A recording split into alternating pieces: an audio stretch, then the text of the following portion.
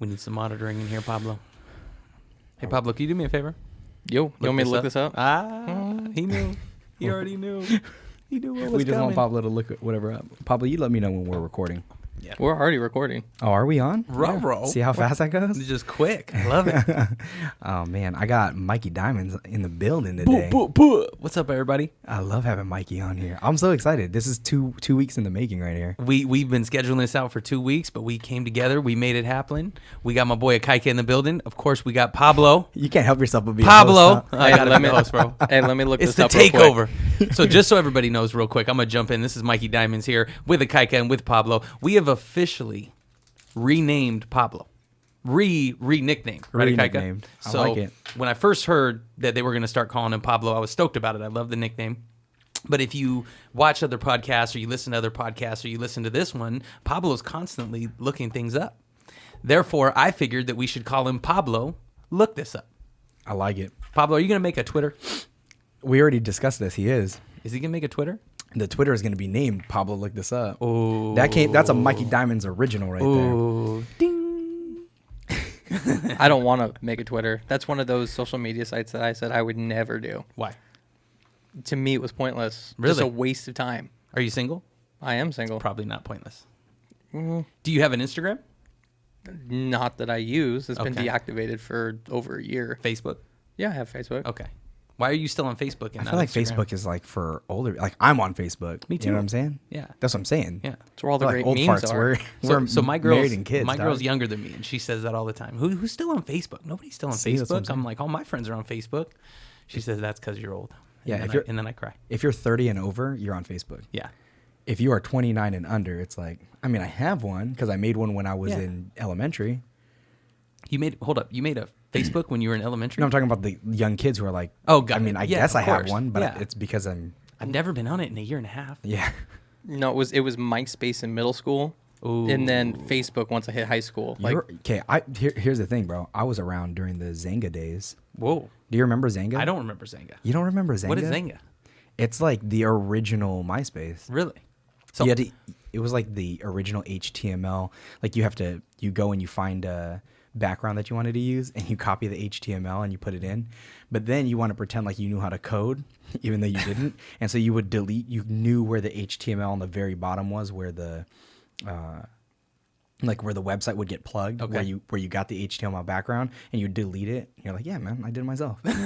You don't know how to do that? you don't do that? What? Everybody does. Everybody this. does I'm in that. 3rd grade and I do this. Yeah. So I remember when MySpace first came out, I was just getting into music, and a friend of mine created me a MySpace. Explain that. What kind of music do you Okay, we can get into that. We can get into that. But a friend of mine started me a MySpace. The reason this is funny, guys, just backtracking here, is me and Akaika and Pablo, we all work together. And so when I'm at work, I did music professionally for a few years, and I don't really tell a lot of people at work. Well, I found out that you can telegraph, telephone, or you can tell Akaika. And any of those will get, any of those will get it out. Don't We'll tell get me the word anything. out. So I have a couple music videos out, and I told Akaika, and then about a week later, everybody at work knew, and it's awesome. But it was just funny with that. So when I started doing music, a friend of mine created me a MySpace, and I remember thinking, this is never going to take off. Like, who uses this? What? No. And then all of a sudden, 2 years later, I have a different background. I have my favorite song on it. I have my top 8 that then turned into 16. Now I think it's like 84 that you could put on there or something like that. But it stunned me how big social media took off. I didn't call that. My wife makes fun of me because my top 8 was literally Tom. Really? Yeah, I never added a top 8. Really? Yeah. What was the idea behind that? I was too lazy. Okay, I got you. I didn't really care. I thought it was like a cool thing. I had like, so I had friends with Tom. Before my wife and I were even dating, and I had my MySpace. My girlfriend right before my wife, she'd get on me constantly, like that she wasn't on my top 8. Yeah. I'm like, I just don't change my top 8. I just like Tom. Yeah. I'm that guy. I'm cool with that. Tom's my homie. Did you know that he has a Twitter? So back up. Is Tom real? Yeah, Tom's real. Okay. Tom is a real person. Tom's a real dude. Was Tom somebody that worked at MySpace? Like, was he a developer? Pablo, do you need to look this up? We do. no, need to he look that up. invented it. Like Mark Zuckerberg to Facebook. Tom was to MySpace. Really? Look up what. Do me a favor, Pablo. Look this up. I'm so happy. I got to say that. I love it. Look up what his Twitter handle is though. I think it's Tom from MySpace. Really? I think that's his Twitter handle. Does he still have the same picture? I It's wonder. the same Is it the picture. same one? I'm like, you don't look like that anymore, bro. I wonder if that's the case, that when he goes out, I wonder if people recognize him. Like, you're my friend on MySpace. Or I wonder if people just do the, you look They know familiar. you're Tom. I don't know. Where's Tom from? From MySpace, according No. to his Twitter handle. I don't know. Where is he from? He's got to have a Wikipedia page, man. Yeah, Tom from MySpace has a Wikipedia page, I promise. If There's- not, he's getting one tonight, sir. We're gonna Kaika make- knows why I'm laughing. So I've listened to both podcasts, which fantastic, by the way, brother. I'm so excited that you Yeah. put this together, and I thoroughly enjoyed listening to them on my way to work and while I was at home. And so I definitely give you a round of applause. If we had a round of applause button, we would do a golf clap for you right now. We need to get Pablo on that. But no, they're very, very entertaining. Great job. Extremely professional. I take my hat off to you, you know. But with doing that, it stunned me at how good it was. So great job. I completely forgot where I was going with that, to be completely honest with you. But I just want to give you props. That was I appreciate that's that, great. man. You know what I mean? I didn't know what it was going to be. It says he was born in San Diego. His hometown is Escondido, California. What, it's like L.A., Escondido. I think it's in between LA and San Diego. Let Yeah. me just look this up real quick. Hey, Pablo, look this up. That might be my favorite thing that's going to come out of this. I love it. No, it's in San Diego County. Yeah, I thought it was Escondido. pretty okay. close to. So I he think still it's. lives I there. think it's one of the areas inside of Yeah. San Diego. That's dope, man, that he's like still relevant. When people still talk about him. We're talking about We're him. talking about him on a podcast right now. Yeah. So big ups to Tom. You're my first friend on MySpace. I think he was everyone's, right? Well, I like to feel special, but okay. I actually Kaika just deleted pops him. the bubble. I actually Can you deleted delete him. him? Yeah, I I deleted didn't know him. that was a thing. And then I felt really bad, so I added him back again. What if you went to add him back in and he's like, nope, Nope, denied. I don't want to be your friend anymore. not Pablo. Pablo. Boop. Pablo, what was the song? Like, well, let's do it this way because you probably won't remember. I don't remember. If you had a MySpace right now and it was still as popular as before, what would your background consist of, and what would the song on your MySpace be? Pop question. Boop. Oh, that's a tough one. For the background, I don't know, some sort of lifted truck hunting picture or fishing picture. You know, Would it be a something lifted like that. Toyota truck by chance? You mean Selfless a plug. Chevy Tundra? Oh, That's funny. No, actually, you know what? It would probably be some mountain scene. Okay. From somewhere. I don't know Okay. if it would be in Sierra Nevadas or what. He's such a As far good as old boy. As far as the song yeah. goes, Which Taylor Swift song would you choose? No, it'd be Miley Cyrus. Definitely. What's the Ariana Party in Grande. the USA? actually, no, it would be a Boomer. older. It would be Boomer Sooner, just so I can play it constantly to piss you off. Oh, that's stupid. I don't like that. What about you, Akaika? My background. I don't know. I don't know what's ironic enough. I always do things ironically. Okay. Background. I guess background would be a picture of a Reese's peanut butter cup. Okay. And what makes you choose that? Other than the fact that you eat Reese's all the time. I eat so many Reese's. Does Ashley know about this? Hey, shout out for Ashley for letting me be on the podcast as well. I greatly, greatly appreciate that, and I will stay absolutely within the guidelines that were presented to me. She's the president of Unscripted Randomness. She is. She actually, it was the funniest thing. Obviously, we had the kickoff with Todd, and we were talking about what we were going to name the podcast, and we were throwing a bunch of stuff up, and obviously, randomness made it into it. Yeah.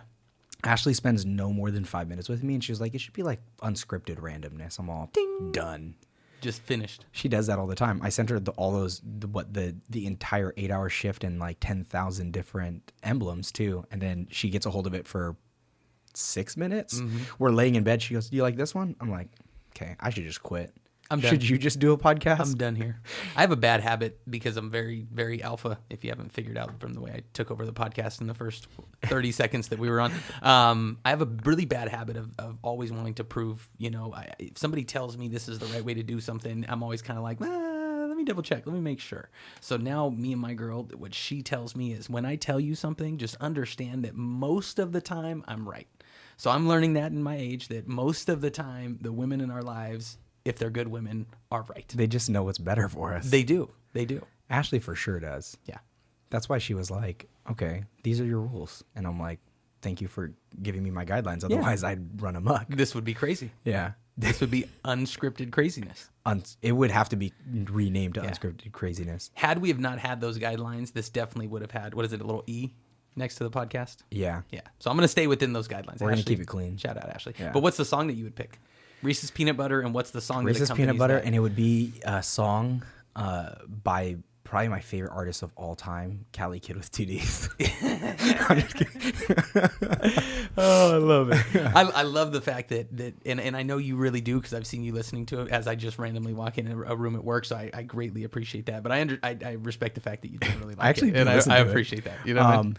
No, you know what's really funny is Ashley and my kids would all make fun of me because you think like chicks are like the ones who are listening to like Ed Sheeran and Jason Mraz and Okay. like all those like singer-songwriters. But I think it's because I play an acoustic guitar more often than I play anything else. I really got into that sound. I don't know, I'd probably play something super indie rock. Nice. I don't dig know. it. Sometimes on Spotify, I'll prefer to listen to an album that's like an acoustic version of that album versus like the original version. I just think Yeah. with acoustic, it's so much more soulful. You can hear the vocals better and the vocalist techniques. You can hear that just guitar in there. I love that. I feel like you appreciate that more because you were on the music scene. Yeah. Like, Yeah. what places did you tour? Like you were all over the place. right? So it's actually kind of crazy story. Can I rewind it and kind of Yeah. get back into Start it? from So the very beginning. From the I don't very mind, I don't mind beginning. if I don't have to talk for the This next is 10 going to minutes. be a long podcast. No, I'm kidding. So I started out. I was 14 years old, and I was at a car show. I was a part of a car club at the time. I had a lowrider bike. You guys remember when those were cool? Used to ride around They town have on like a those. steering wheel on them. They did have steering wheels on them, and you take out the little spring. You could hardly ride them if you're trying to go around a corner. It's bad news. Pablo, where you grew up, did they have lowrider bicycles? They did not. I grew up in Roseville, California. There was probably zero lowrider bikes in Roseville. They didn't No, know there's what probably a couple, and they're probably pretty They cool. didn't know what lowriders were, dude. But anyways, I was at a car show and I met a rapper and I told him, hey man, I want to rap. And he was kind of big in my hometown. Shout out Yuba City, California. And anyways, he was kind of big. He was well known. Shout out my boy Little Man. And he said, hey, I got a studio and I have a really good producer that can make beats, just write live on the keyboard. I mean, this was back when it was like keyboard and track recorders. Nobody had a Pro Tools, you know? Yeah. And so I went to the studio and I had bought a beat from him. Original beat, and I had written a song. And I remember I went to Little Man's house first, and I rapped the song to him just over the beat, obviously not recorded. And I remember he said, "Wow, this is better than I thought it'd be," which I don't know if that was a compliment or if he thought it was going to be terrible. And Yeah. he was just trying to book somebody for a studio. Yeah, he's like you bought a beat from I bought him, a beat so. and bought studio time. So long story short, I ended up going over there recording my first song, and I actually burnt a bunch of CDs of it, blank CDs of it, and I wrote my name on it, and it was Little Mikey at the time because Mikey, and that was cool at that time to put Little in front of your name or Big or Mister or whatever it could be. So I put Little Mikey on it, and I burnt a bunch of copies, and I took it to school, and I hustled it hand to hand. And I remember I was going to a predominantly, white school, country school, that very good school called, Sutter High School. Shout out the Huskies out in Sutter, California. And I remember I walked up to the whole football team. They all kicked it together, and there was a bunch of girls there. And I'd maybe been there for 2 or 3 weeks. I was brand new to the school. And I was trying to hustle my CD. I was selling for $3 a piece. And one of the guys who was kind of popular, I didn't know him, he says, hey, I'll buy your CD. I'll buy 2 of them if you rap against me, if you freestyle against me. And I said, okay. So I freestyled, and he was a white dude. And I remember I used this line, and I still remember it to this day. I said, something, your rhymes give me the giggles. We already got an Eminem, dog. We don't need Skittles. And he just started, everybody started laughing, right? And I ended up selling out of CDs that day. And I remember I'm out on lunch, and I'm kind of in the parking lot area. It was you could leave the campus for lunch. And I see this big, giant lifted truck pulling in, playing my song. And that was like the coolest thing at like 14, 15 years old, to have somebody else playing your music. So did that for a few months, had some local success, actually had a really good song. And there was a local radio station, but it was 105.9, the rhythm. It was an FM station. It was obviously 105.9. It was a big call number. And I got to know the owner at a concert we did. So he put my music on the radio. So I'm 15 years old with a song on the radio. I can't drive yet. My parents are driving me to school and my song's playing. And I think that's pretty cool, And then I end up getting my own show. So I started doing, being a radio personality on 3 nights a week. And I loved music. And that honestly got me out of so much trouble when I was in high school, just having something else to revert to. And it was cool, So I kind of had gotten out of music. I was still recording some songs. And I had just left my job at Verizon doing sales. I was working for my dad. It was like 1 week into working for my dad, moving furniture of all things, which is a terrible profession. I mean, great if you're doing it, and my hat's off to you, but it is the hardest work I've ever done, hands down, carrying couches up second stories. But anyway, so I was doing that, and I get a call from a friend of mine who is the main manager of a band I had done some shows with. Shout out Coot Dog, and from the Mystic Roots. And he said, we're about to go on a world tour, and we need somebody to sell T-shirts. Would you be interested? I said, yeah. And so I told my dad I quit what I was doing and I went on tour selling T-shirts. Well, I ended up being their tour manager for a few dates, and I did a great job. And they ended up hiring me full time to manage the merchandise, to be the tour manager. And I did music, so I got to open all the shows and perform during their set, which was huge when you're young and trying to pursue music. So like the very first week on tour, I didn't know what I was in for. And the very first week on tour, we played a couple dates, and then we played Red Rocks in Colorado. And if you know anything about Red Rocks, it is probably one of the most amazing venues anywhere in the United States. It's an amphitheater set naturally into the Red Rock of Colorado, and the acoustics are phenomenal. It was probably the coolest place that I got to perform at. And one of the cool stories there, not to take over, but when you're performing at Red Rocks, they give you a tour.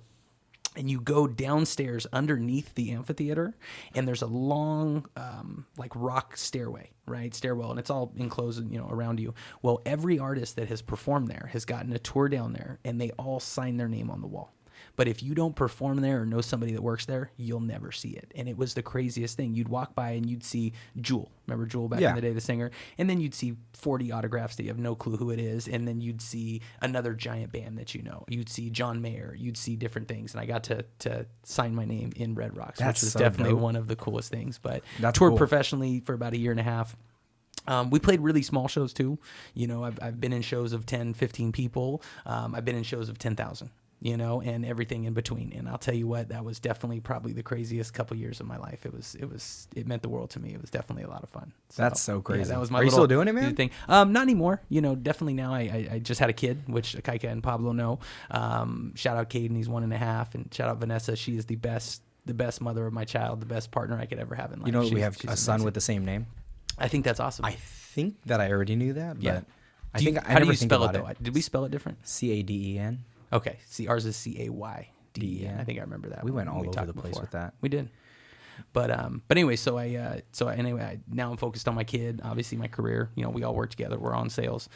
So very much so focused on that and just kind of getting my life together, 30 years old now, and just feel like I'm adulting. It's weird. It's weird. I think that's why I needed to start this for myself. I was going through like a mini midlife crisis where I was like, okay, I'm in a career that I'm very proud and happy to be in, but I had other dreams and aspirations. Why couldn't I achieve those too? So that's why I started writing the book. That's why, I had already written the book, but I hadn't, I had written a portion of the book.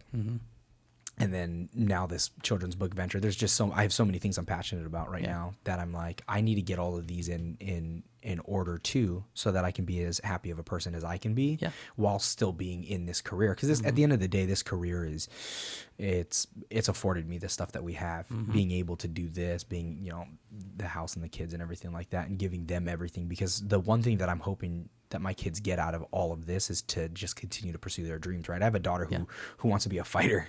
Wow. Now, I think you've told me this before, and if I remember correctly, isn't she really good?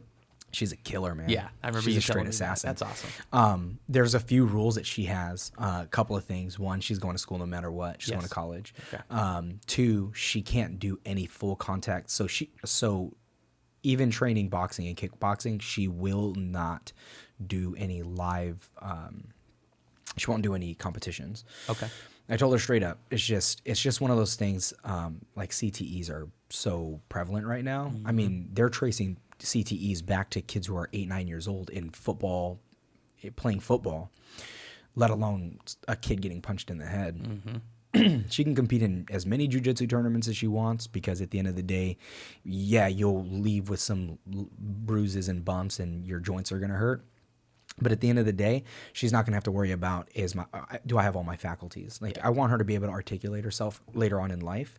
So if her fight career is, let's say that her fight career is 15 years, which I think is a good fight career. If your fight career is 15 years, I would like the amount of head injury that she could sustain to be as minimal as possible in that time frame, because she needs to have a life after fighting. Yeah. Everyone does, and we talk about Oleg a lot. We've talked about him a few times on the podcast because obviously we're gonna have Oleg on next month. I think you should tell everybody that maybe didn't.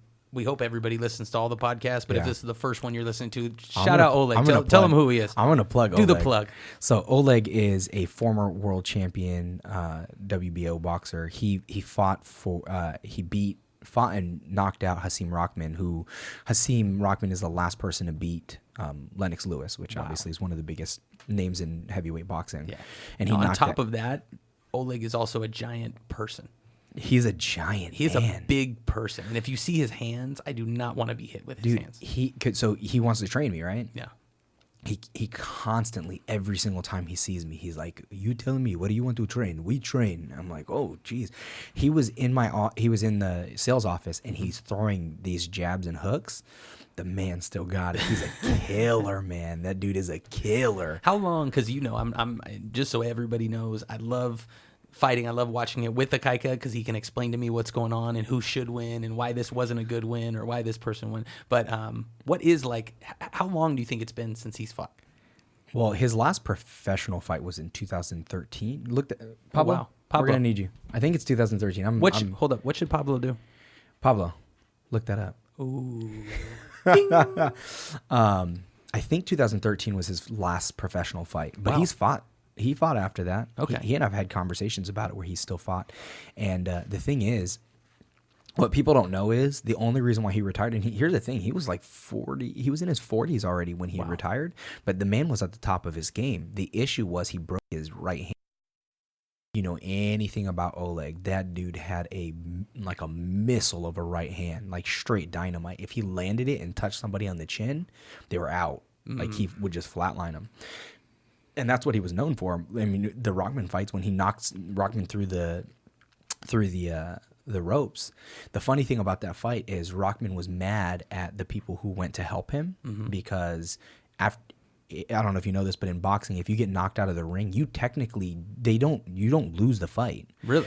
If you get back up and get back into the ring on your own, meaning nobody touched you, you can get back in and fight. Wow. If one person touches you, you're immediately disqualified and it's a TKO. Ooh. So everyone rushed over because that's everyone's human nature, is to run over there and help somebody who just fell through the ropes. He was a little bit upset about it. Now he lost. He was knocked out. Was he, if he was able to get back in untouched and the fight went on, did he have a chance of winning? No. Okay. I Oleg think, got him. I think Oleg proved that he had Hasim's name or number. Yeah. So when Hasim won the title originally, Oleg had already won the international. So to fight for the world title, you have to win the international first. Okay. He had already won the international, and he was supposed to get the next shot at the title, and Hasim got the title shot, and Oleg, and obviously I don't want to spoil too much because Oleg's going to talk about it as well, but he was a little butthurt, man. Yeah, I bet he was a little butthurt that he didn't get his shots. Who gets to now?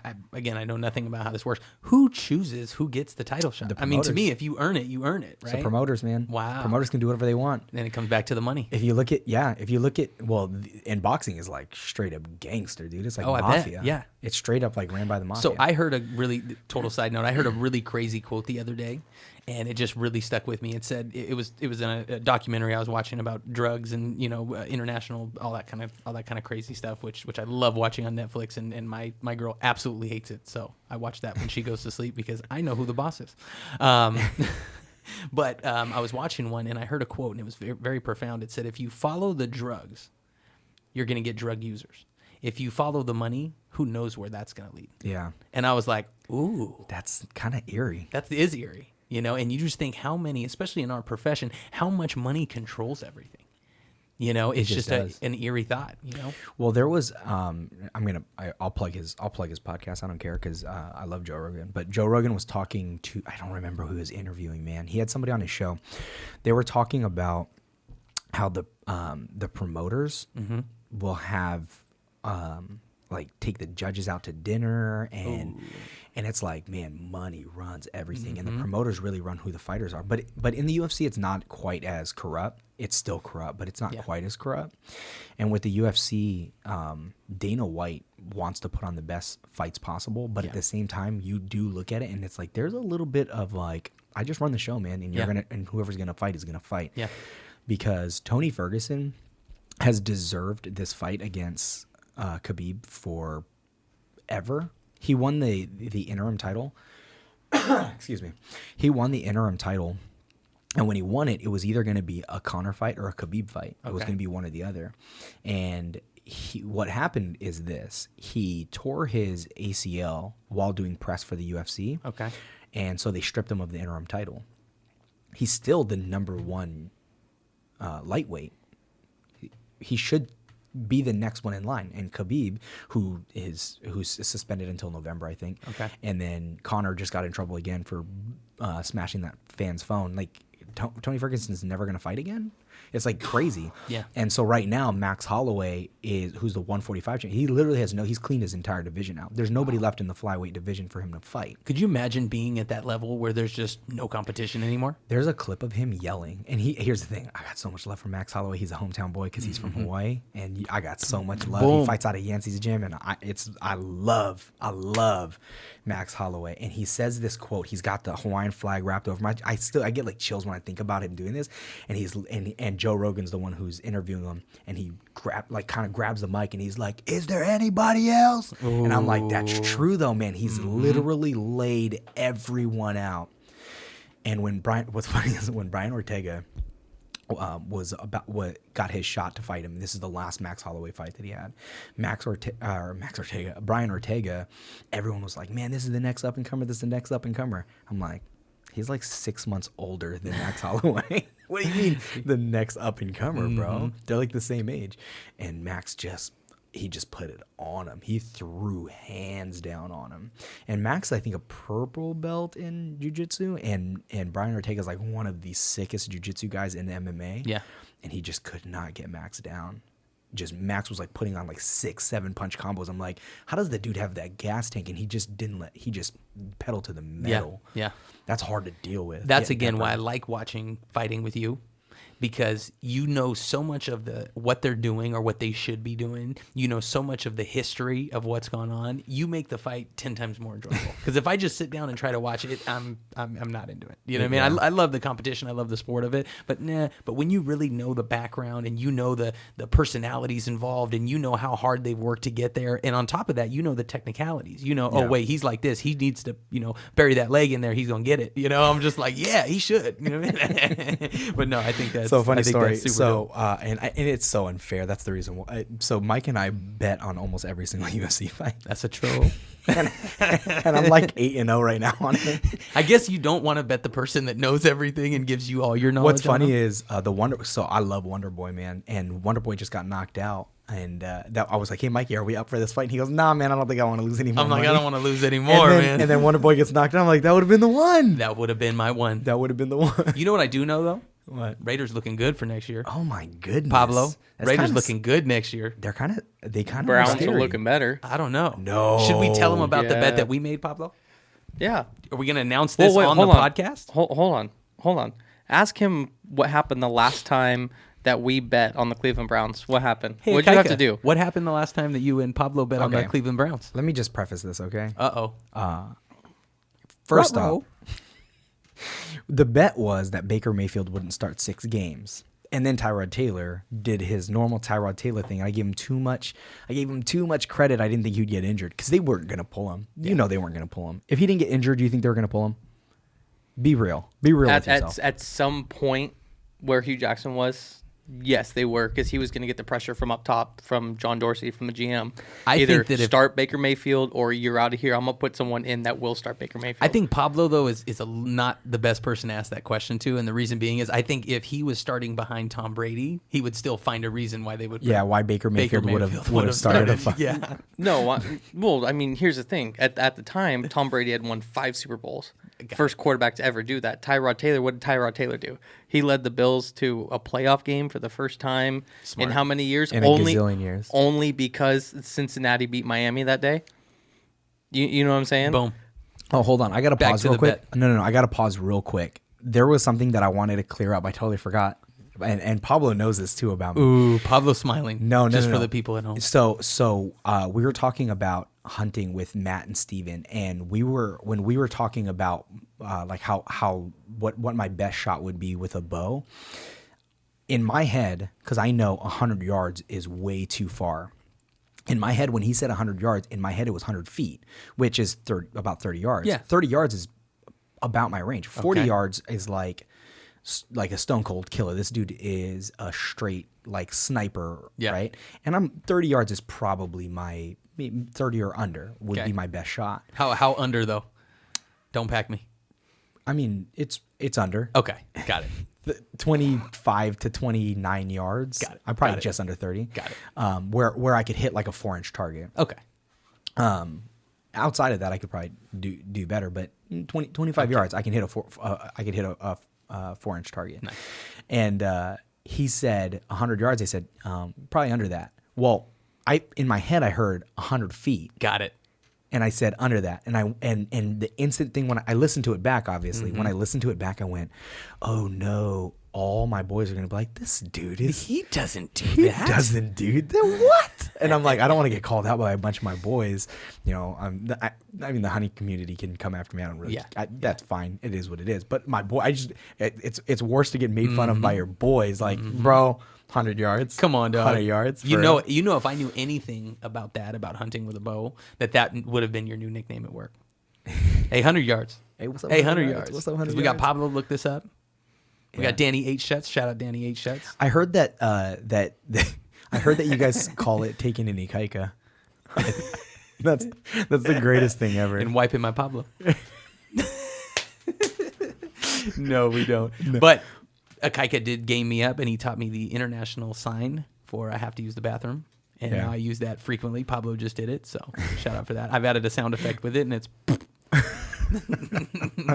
That's what we reverted to. We reverted to We have. poop jokes. I will say this now. Speaking of jobs and work and different things like that, since we're talking about it, I do think that we work at one of the coolest places to work out. Yeah, man. Shout out to Maida Toyota. Made a Toyota. I'm our in on that. our team there, right? Because I've worked in the car business on and off for 10 years. I was 18, 19, but then did the music thing and ran, a buddy of mine's company and a few other things. This is by far one of the best places I've ever worked at, and it is the owners, it is the management. That always comes a huge play, but it's the people we have in there, and it's the relationships that we all have together. Yeah. Makes it literally, it's one of a kind. I am happy to say that I'm happy to go to work almost every day, Yeah. every single day. No, dude, I feel the same way. I think that every single time. Yeah. I'm like, I think the group of guys that we have and gals that we have there, it's just, it's not like anything that I've ever experienced. Like when you're gut laughing in the middle of the day, of a stressful day too, and you can still gut laugh in the middle of working, you're like, man, that's good. When they say like, do what you love and you'll never work a day in your life. Yep. I truly think that we do that. I know I do that. I know this. I make the joke all the time when your spouse works for a church, you work for a church. So my wife obviously works in children's ministries at Destiny Christian Church in Rockland. I'm a salesperson or salesman. Same difference, right? I sell cars for a living. I do the podcast, and I'm a writer, right? I'm writing books. Those 4 things to me are not working to me. I could do that. Yeah. I mean, that this morning I text Pablo. Actually, it was last night I text Pablo, and this morning because we're getting the day started early. Pablo is 25. He's like, oh man, I was gonna sleep in until 11. Like, no, man. It's 10 o'clock. It's early. I told him, I said, you know what? One thing that I know is to be successful, you gotta start your day. You gotta start your day. Yeah. And when you do, it's just like the rest of the day falls into place. That's how it works for me. And like, I got to stay busy. Like, I know one thing, and it's a part of my testimony. I talk to everyone. I'm pretty high risk for depression. Just it's because I have high anxiety, and I've probably got all kinds of messed up chemical imbalances in my head going on. I've been in car sales a long time. Yeah. That's a strong, that happens. I feel like if I don't keep myself busy, I'll slip into it. Really? I'm scared that I will. And here's the thing. I can be as happy as a clam. I mean, Pablo was was watching me the way I am with my wife. I'm legitimately like that little kid who had his first girlfriend. That's how I feel with my wife, and we've been together for 11 years. We have 3 kids, and it doesn't matter. Like I because I was in the area, we stopped by just so I can give my wife a hug and kiss. That's the way that it was. I was like, cool. Let's go stop real quick. And I was like, I'm trying to be all hard, right? And we're in the car, and I'm like, whatever. She's just gonna come out. I'm gonna wind the window down and give her a kiss. And then I get out. He goes, I thought you said you weren't getting out of the car. I'm like, yeah, but I want to hug her too. Yeah, I was bluffing. That was a bluff. I was looking cool. I don't know, man. Well, the other day, and I told you about this. I won't use the exact words that were used, but the other day, one of my very good friends, him and his girl went to a work event with us. Right, he's the one right underneath me. Shout out Tyler Saladada in the building. But anyways, him and his girl went out with us, and it was in a work environment. I had all my guys. We went out bowling, and I learned 2 things that night. Number one, I learned that Pablo is not great at bowling. He's not the best bowler in the world. Pablo? I just threw the ball down so I can get back to my beer. Bud Light, in my truck. Bud Light. No, it was all Stella that night. It was Stella because no one would share a pitcher of Bud Light with me. So they I had actually to get something. So in the defense of the establishment that we were at, they did not have Bud Light. Because I went up and I tried to buy you one, even though I don't drink. I tried to go up and I tried to buy you one, and the gentleman said, we do not have Bud Light. And I said, Pablo will probably never be at this establishment again. Never. Sir, that's my thing. I love it. I know. So I listened to the first 2 that's where I was going with that. So I listened to the first 2 podcasts, and I heard a Kaika say, sir, I will not do that, sir. And since then, that has been my go-to. When I play my online poker on my iPhone, I literally, somebody will push in, and I'll be bluffing, and they'll push super hard, and I will say, no way, sir. You can take that hand and shove it, sir. I don't know where that came from. I just started doing it. But anyway, so they saw me that night, and she said, and then she came over to my home the next night, and we did a taco night, and we played Catan because I'm in my 30s now, and that's what you do when you have a kid and you're in your 30s, which is awesome. That's I'm doing that on Sunday night, baby. Now, you know what I mean? Game night. Come on.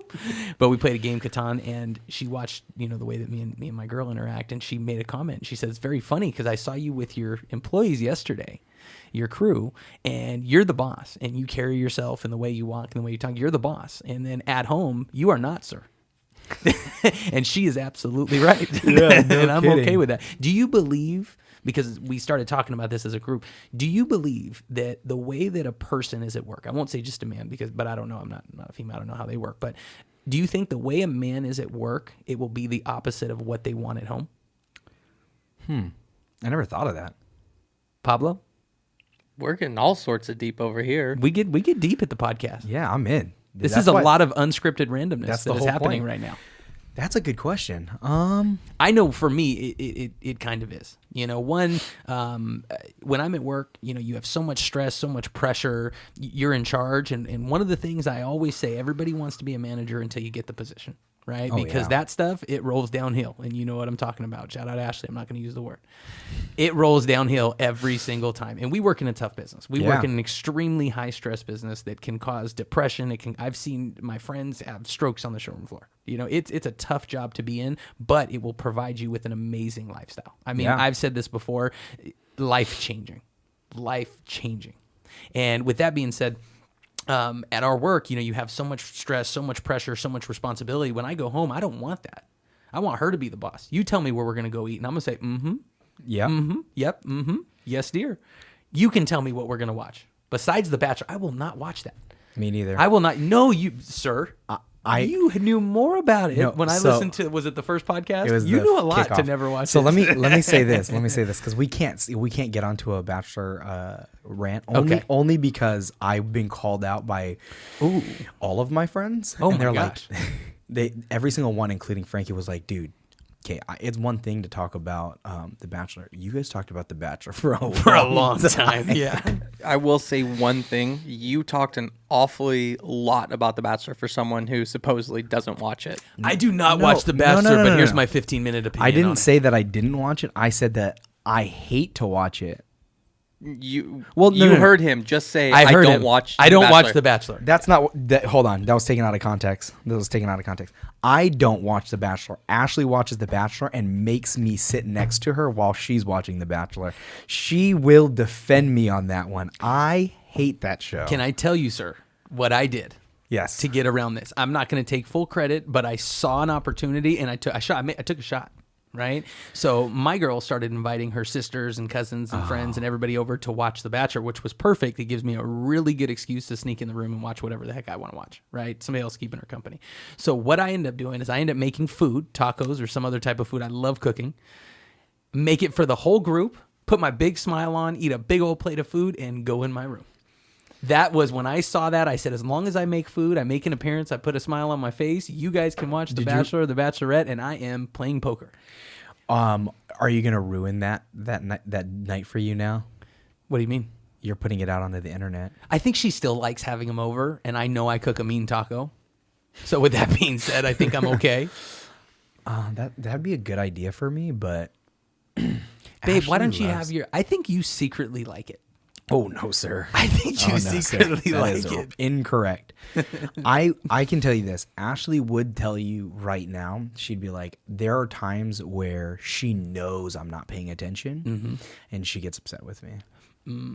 So my girl, when we watch movies, I'm a movie guy, right? I don't really watch a ton of series. I watch a couple of them, but not 100. I love watching a good movie. That's like, I don't know if it's the 30-year-old in me or what it is. I love movies. I will get upset with her when she's on her phone and we're watching a movie. Because you know why? Let me give you the why behind it. The next question about 10 minutes into the movie is, oh, what happened?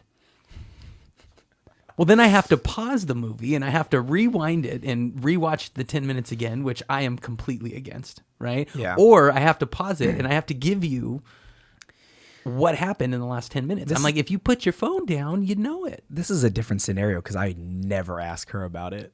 What do you mean? Like I'll never, Okay. I'll Yeah, never, of course. I'll never not be paying attention, and she hits me, and then I'm like, all right, I'm watching. have to pay attention. And then 4 minutes later, when the two girls are like, she's trying to get me kicked out. No, she's trying to get me kicked out. She's fake when you're not around. Like when that's going on. Yes. And I'm never gonna be like, hey babe, why are they fighting? Ever. That'll never happen. Got it.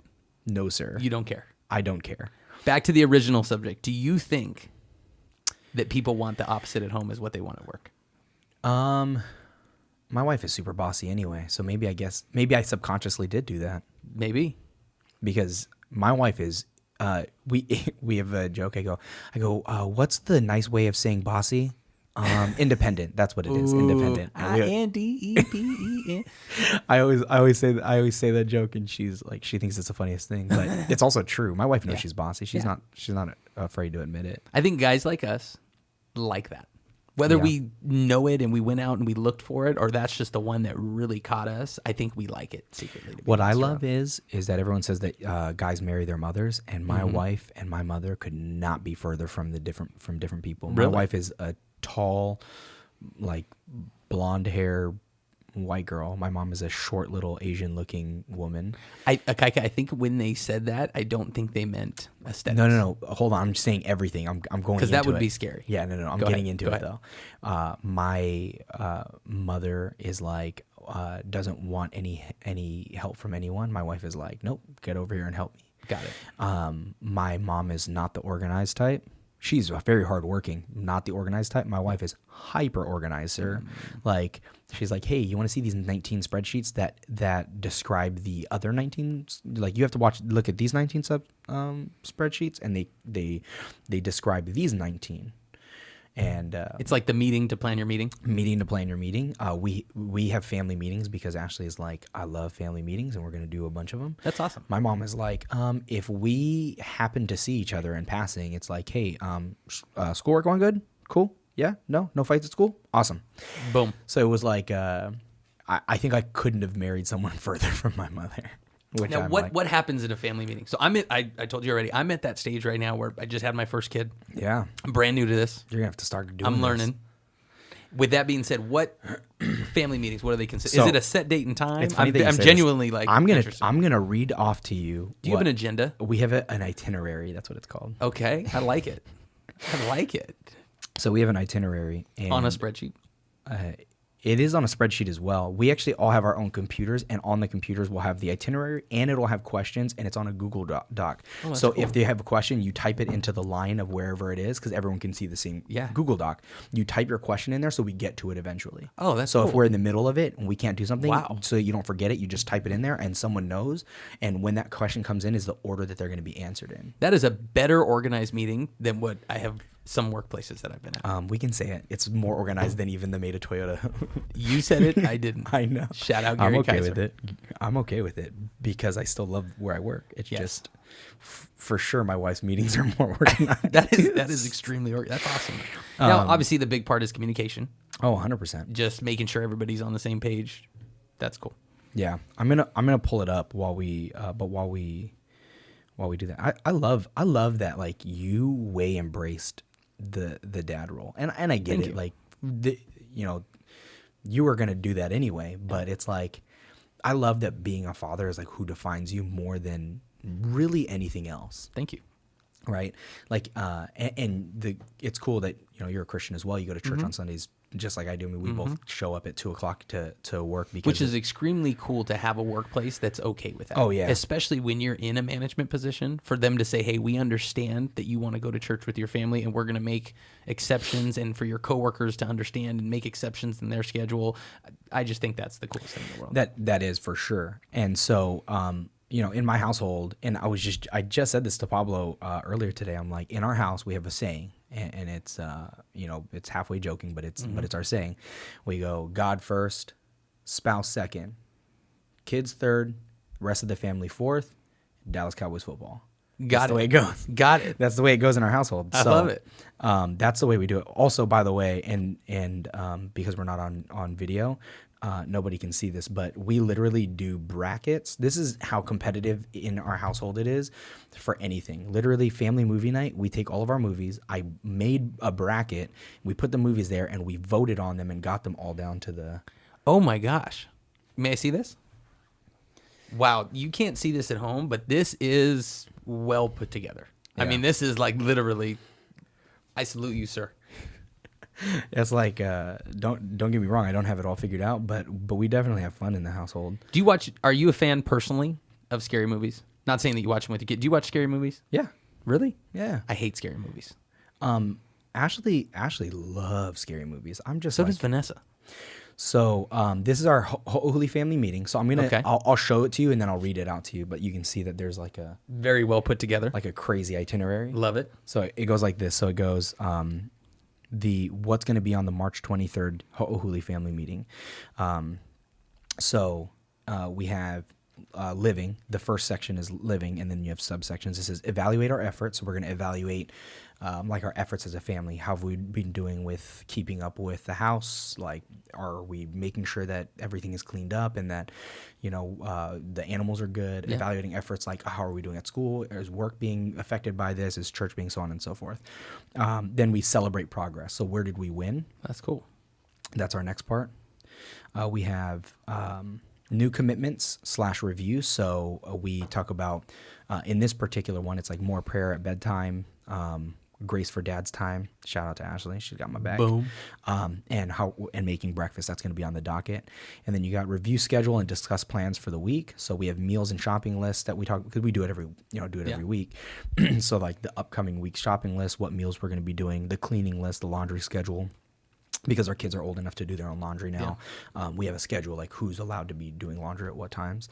The to-do list, project list, what family time we're going to have, and what the calendar looks like. Then we have grade / school updates, house updates, what our goals are, what our goals moving forward are, weekly earnings. So our kids, earn money for doing these things, and then things to discuss, family issues and teachable moments. Where's our teachable moments with the kids? Family traditions, like what family traditions are coming up. We have like an insane amount. Like we have all these different family traditions. That's cool.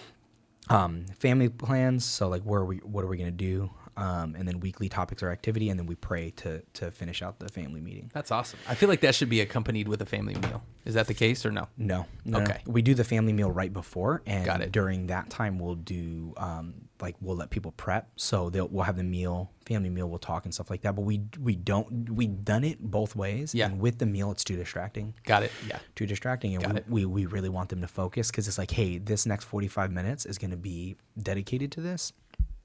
And for us, it's like our family. And here's the thing: we're just like any family, so we skip family meetings every now and again.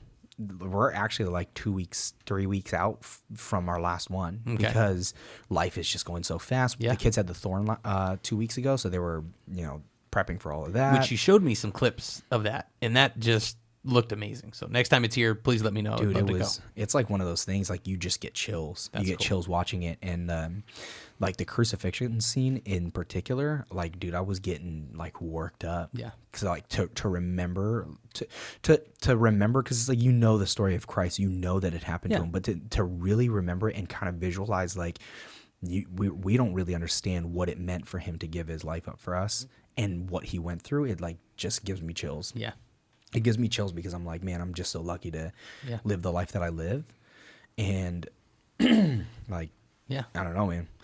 One of my favorite things when I go to church is when you see somebody you're with. I'll own up and man it. It's happened to myself too. Somebody you're with, somebody around you that, let's say during worship or during a certain, them talking about the Bible or teaching, preaching, somebody starts crying. And like, I always relate that to like, God's really in here. And then that, whatever just happened, whether it was a song or something that was said, it's like, that just got to that person. And I think that's a magical thing. I was blessed enough to see it last Sunday with somebody that I really care about. And it was when a song was playing, and all of a sudden there were some tears. And I remember just putting my arm, around and just praying and just being like, that's awesome to be able to experience that. Yeah. I think that's one of the beautiful things about, Yeah, we were at church last week. Craziest thing, we're sitting there and Ashley's like starting to bawl, and Ashley is like, she welcomes and so inviting to the Spirit. And so in the moment, she really felt on her heart that she was happy that this person who was sitting in front of us, I have no idea who this person is. Yeah. Somebody who was sitting in front of us was there, and she just reaches over and like lays hands on the lady's shoulders and says something in her ear, and she comes back and she's like crying, and I'm like, what was that about? Yeah. She's like, man, she was like, I felt in that moment that God wanted me to reach out to her, and she like went up, and I was like, man, I love it. Yeah, I love that. Yeah. That's just amazing. And I love that my kids really get it too. Yeah. They really do, because they spend the first service. So we have 3 services. They spend first service with us, and then Ashley and I teach at a second and third service later on. And when we go, so our kids get to see how we do ministry, like throughout.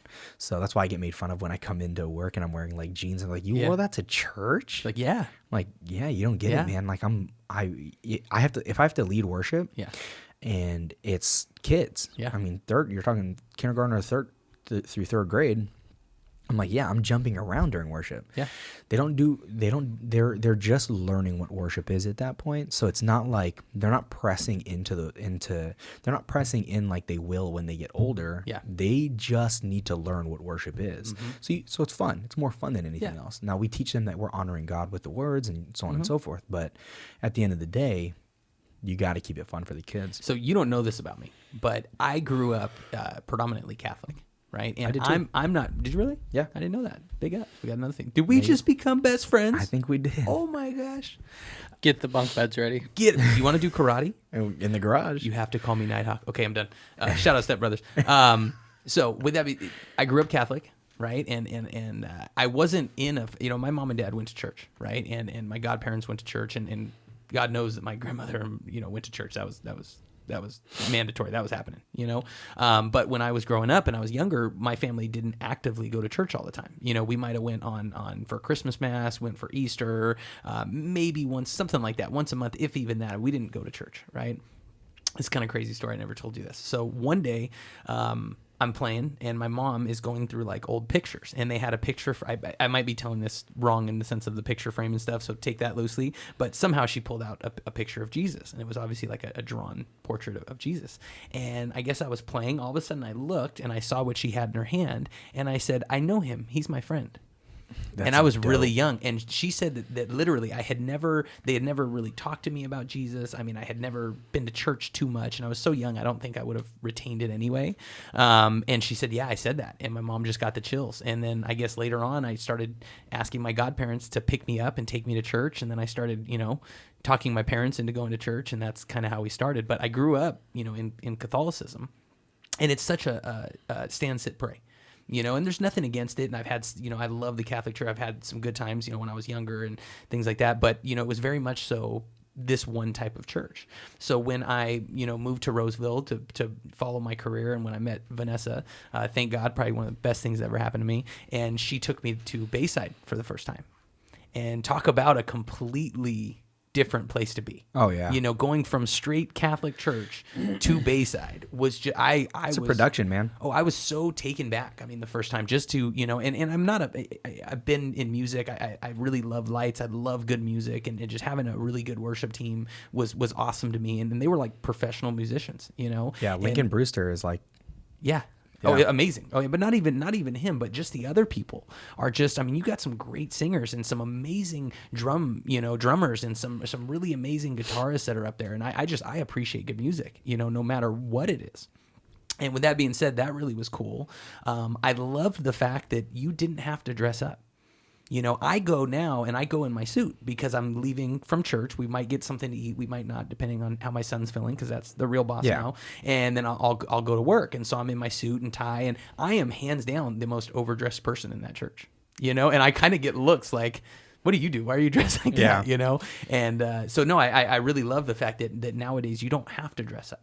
And I love that Bayside says, we're the church for people that don't like going to church, and really the way that they talk to people, the lack of judgment is what I love. Now, I know that some people have their opinions about Bayside, and I've heard different things. Regardless of that, it definitely made me want to go to church more. I've seen it affect people around me, and that's amazing. I have one of my best friends. When Ashley and I first started dating, we lived across the way. We lived in an apartment, and the apartment building, the doors faced each other. Okay. Like, we were so close to this family that we would literally just both leave our doors open, and our kids would run back and forth and play with each other between the two houses.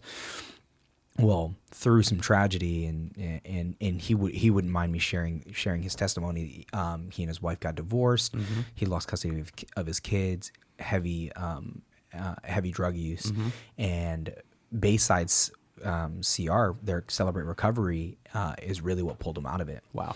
Between that and him, he hit rock bottom. He showed up. I remember she showed up at the dealership one day. He just got out of jail, and he comes up. He's like, man, I was on the jail cell floor, and I was just crying and praying, and you were the first person that popped into my head. So once I got out, I came straight to you. He came to me, and I helped him, and we connected, and he went through their Celebrate Recovery program, and he's doing fantastic. And that's awesome. It's one of those things, man. So for me, it's like, there are people who are like, because obviously we're Destiny. I attend Destiny, and there are people who like to pit us against each other. I'm like, man, at the end of the day, we all worship the same God. Yep. We all proclaim with our lips that Jesus was the Son of God and that He died for our sins. At the end of the day, that's what it's really all about. Yep. And at the end of the day, man, both churches help tremendously. Oh yeah. When I saw things like Service Day, where they're like, hey, we're canceling church. Don't come to church on Sunday. Let's all go out and help people. That's what a church is. Yeah. That to me just moved me just mountains, and kind of a funny story. So you're talking about addiction and recovery and things like that. And I don't think I've ever shared this story with you, but do you know why I quit drinking? Mm-hmm. So obviously when I was younger in the town I grew up in, the people I was with, who great people, and we drank a lot. And then as I got older and got into music, obviously that's a huge part. You're playing around bars and alcohol all the time, and so drinking was very prevalent. And then I just never really knew that I had an alcohol problem. Now, I always say I was probably an alcoholic, but I wasn't the alcoholic that would wake up at 3 a.m. and go to their truck and get a hot beer and slam it, right? I'm not that guy. But my problem was once I started, there was no stopping until I passed out. That was my game plan. Well, one night I had a lot to drink, and I was starting a new job the next day. So this was like a Sunday. I was supposed to start on Monday, right? Well, I went out at 11, 12 o'clock with some very good friends of mine who was trying to help me, but we all drank together, and went out with them, started drinking early. And at some point in time, I made some very, very poor decisions. And I woke up the next morning and I was in the Placer County Jail in Auburn, right? And all this, when I got arrested, I found out later because I was completely blacked out drunk. Now, I hate when people use that as an excuse. Oh, I was blacked out drunk. I don't remember. I was literally blacked out. I don't remember anything happening. I went to multiple bars. I don't remember. It was bad, right? Woke up in Placer County Jail. Had a couple of my teeth that were broken, right? So literally, I woke up and I spit a piece of my tooth out. I obviously had no shoes on, nothing like that. My shirt was completely ripped and bloody. And I remember I had tan shorts on, and you would have thought they were red. They were completely full of blood. Here's the scariest part. I had no clue why I was there. I didn't know if I had gotten in a fight.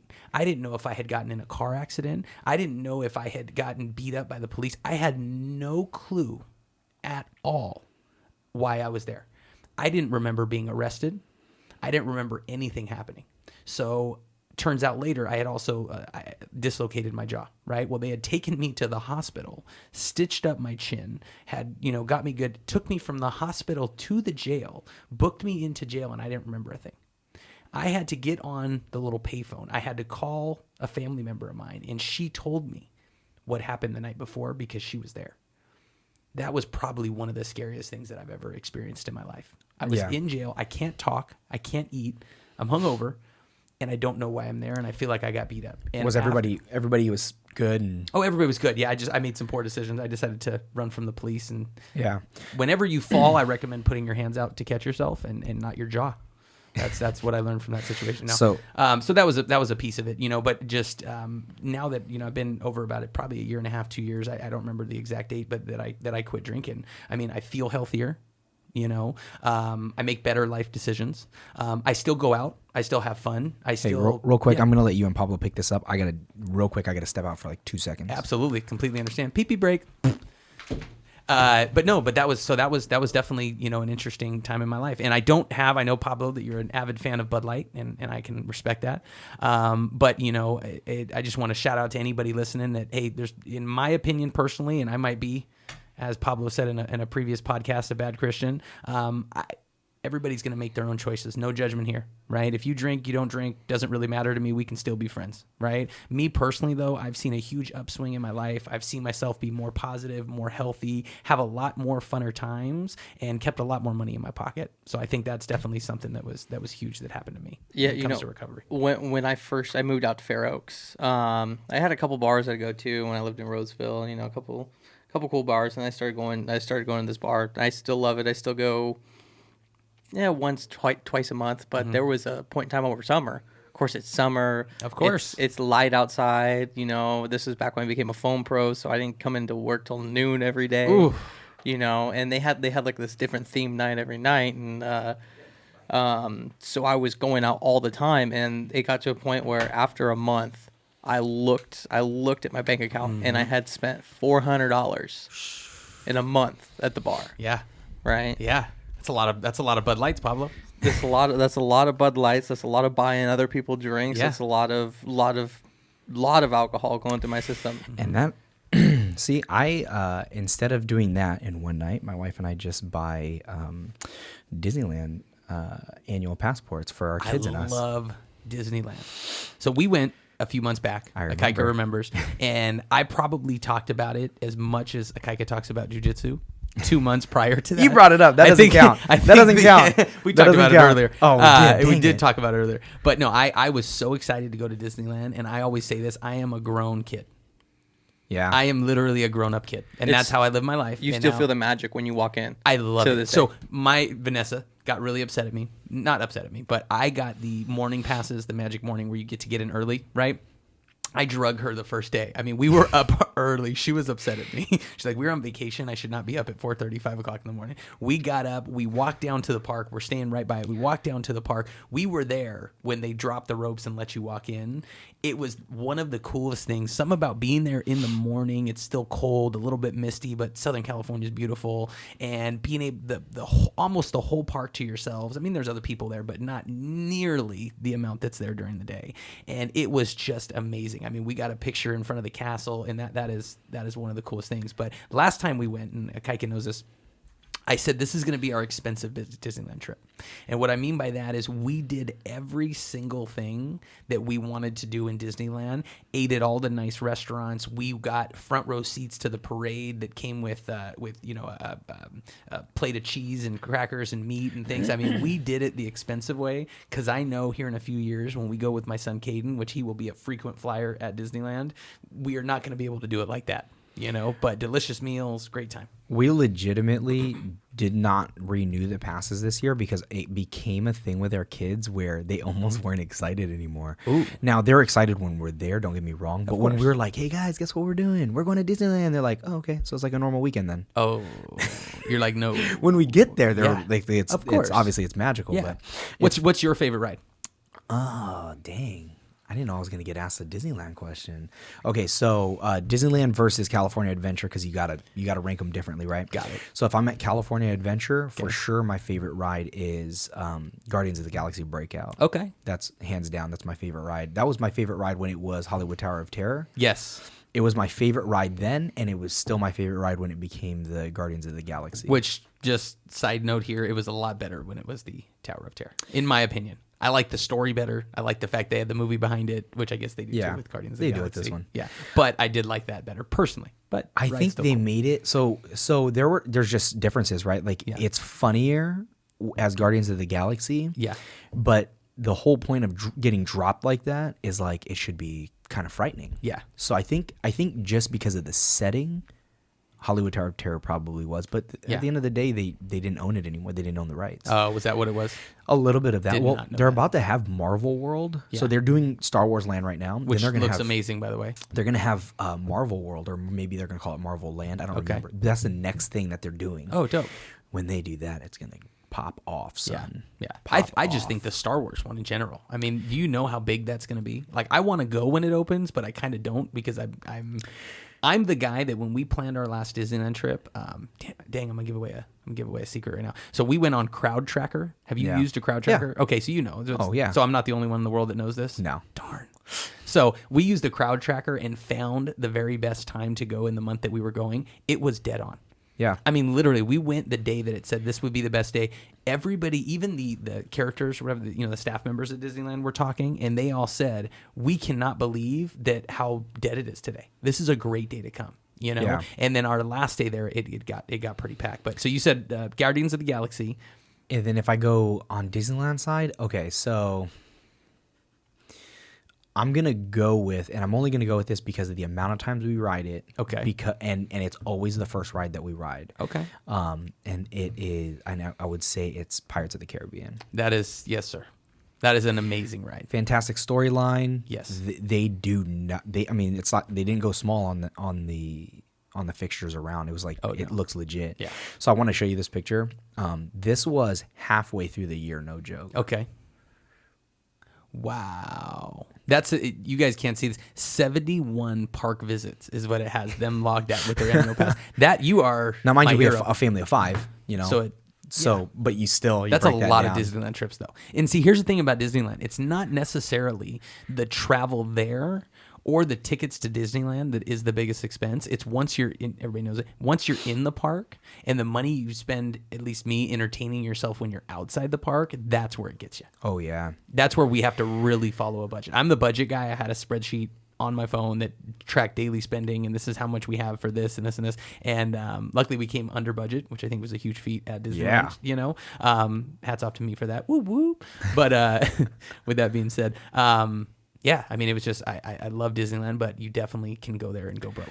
What's funny is the last Disneyland trip that we did it as a group thing, and this was the last trip that I took as the BDM, so I wasn't on the desk at the time. Yeah. So Frankie and I were able to take our families at the same time. I don't know if you remember this. I do remember this. So what's hilarious is this. They have 3 beautiful daughters.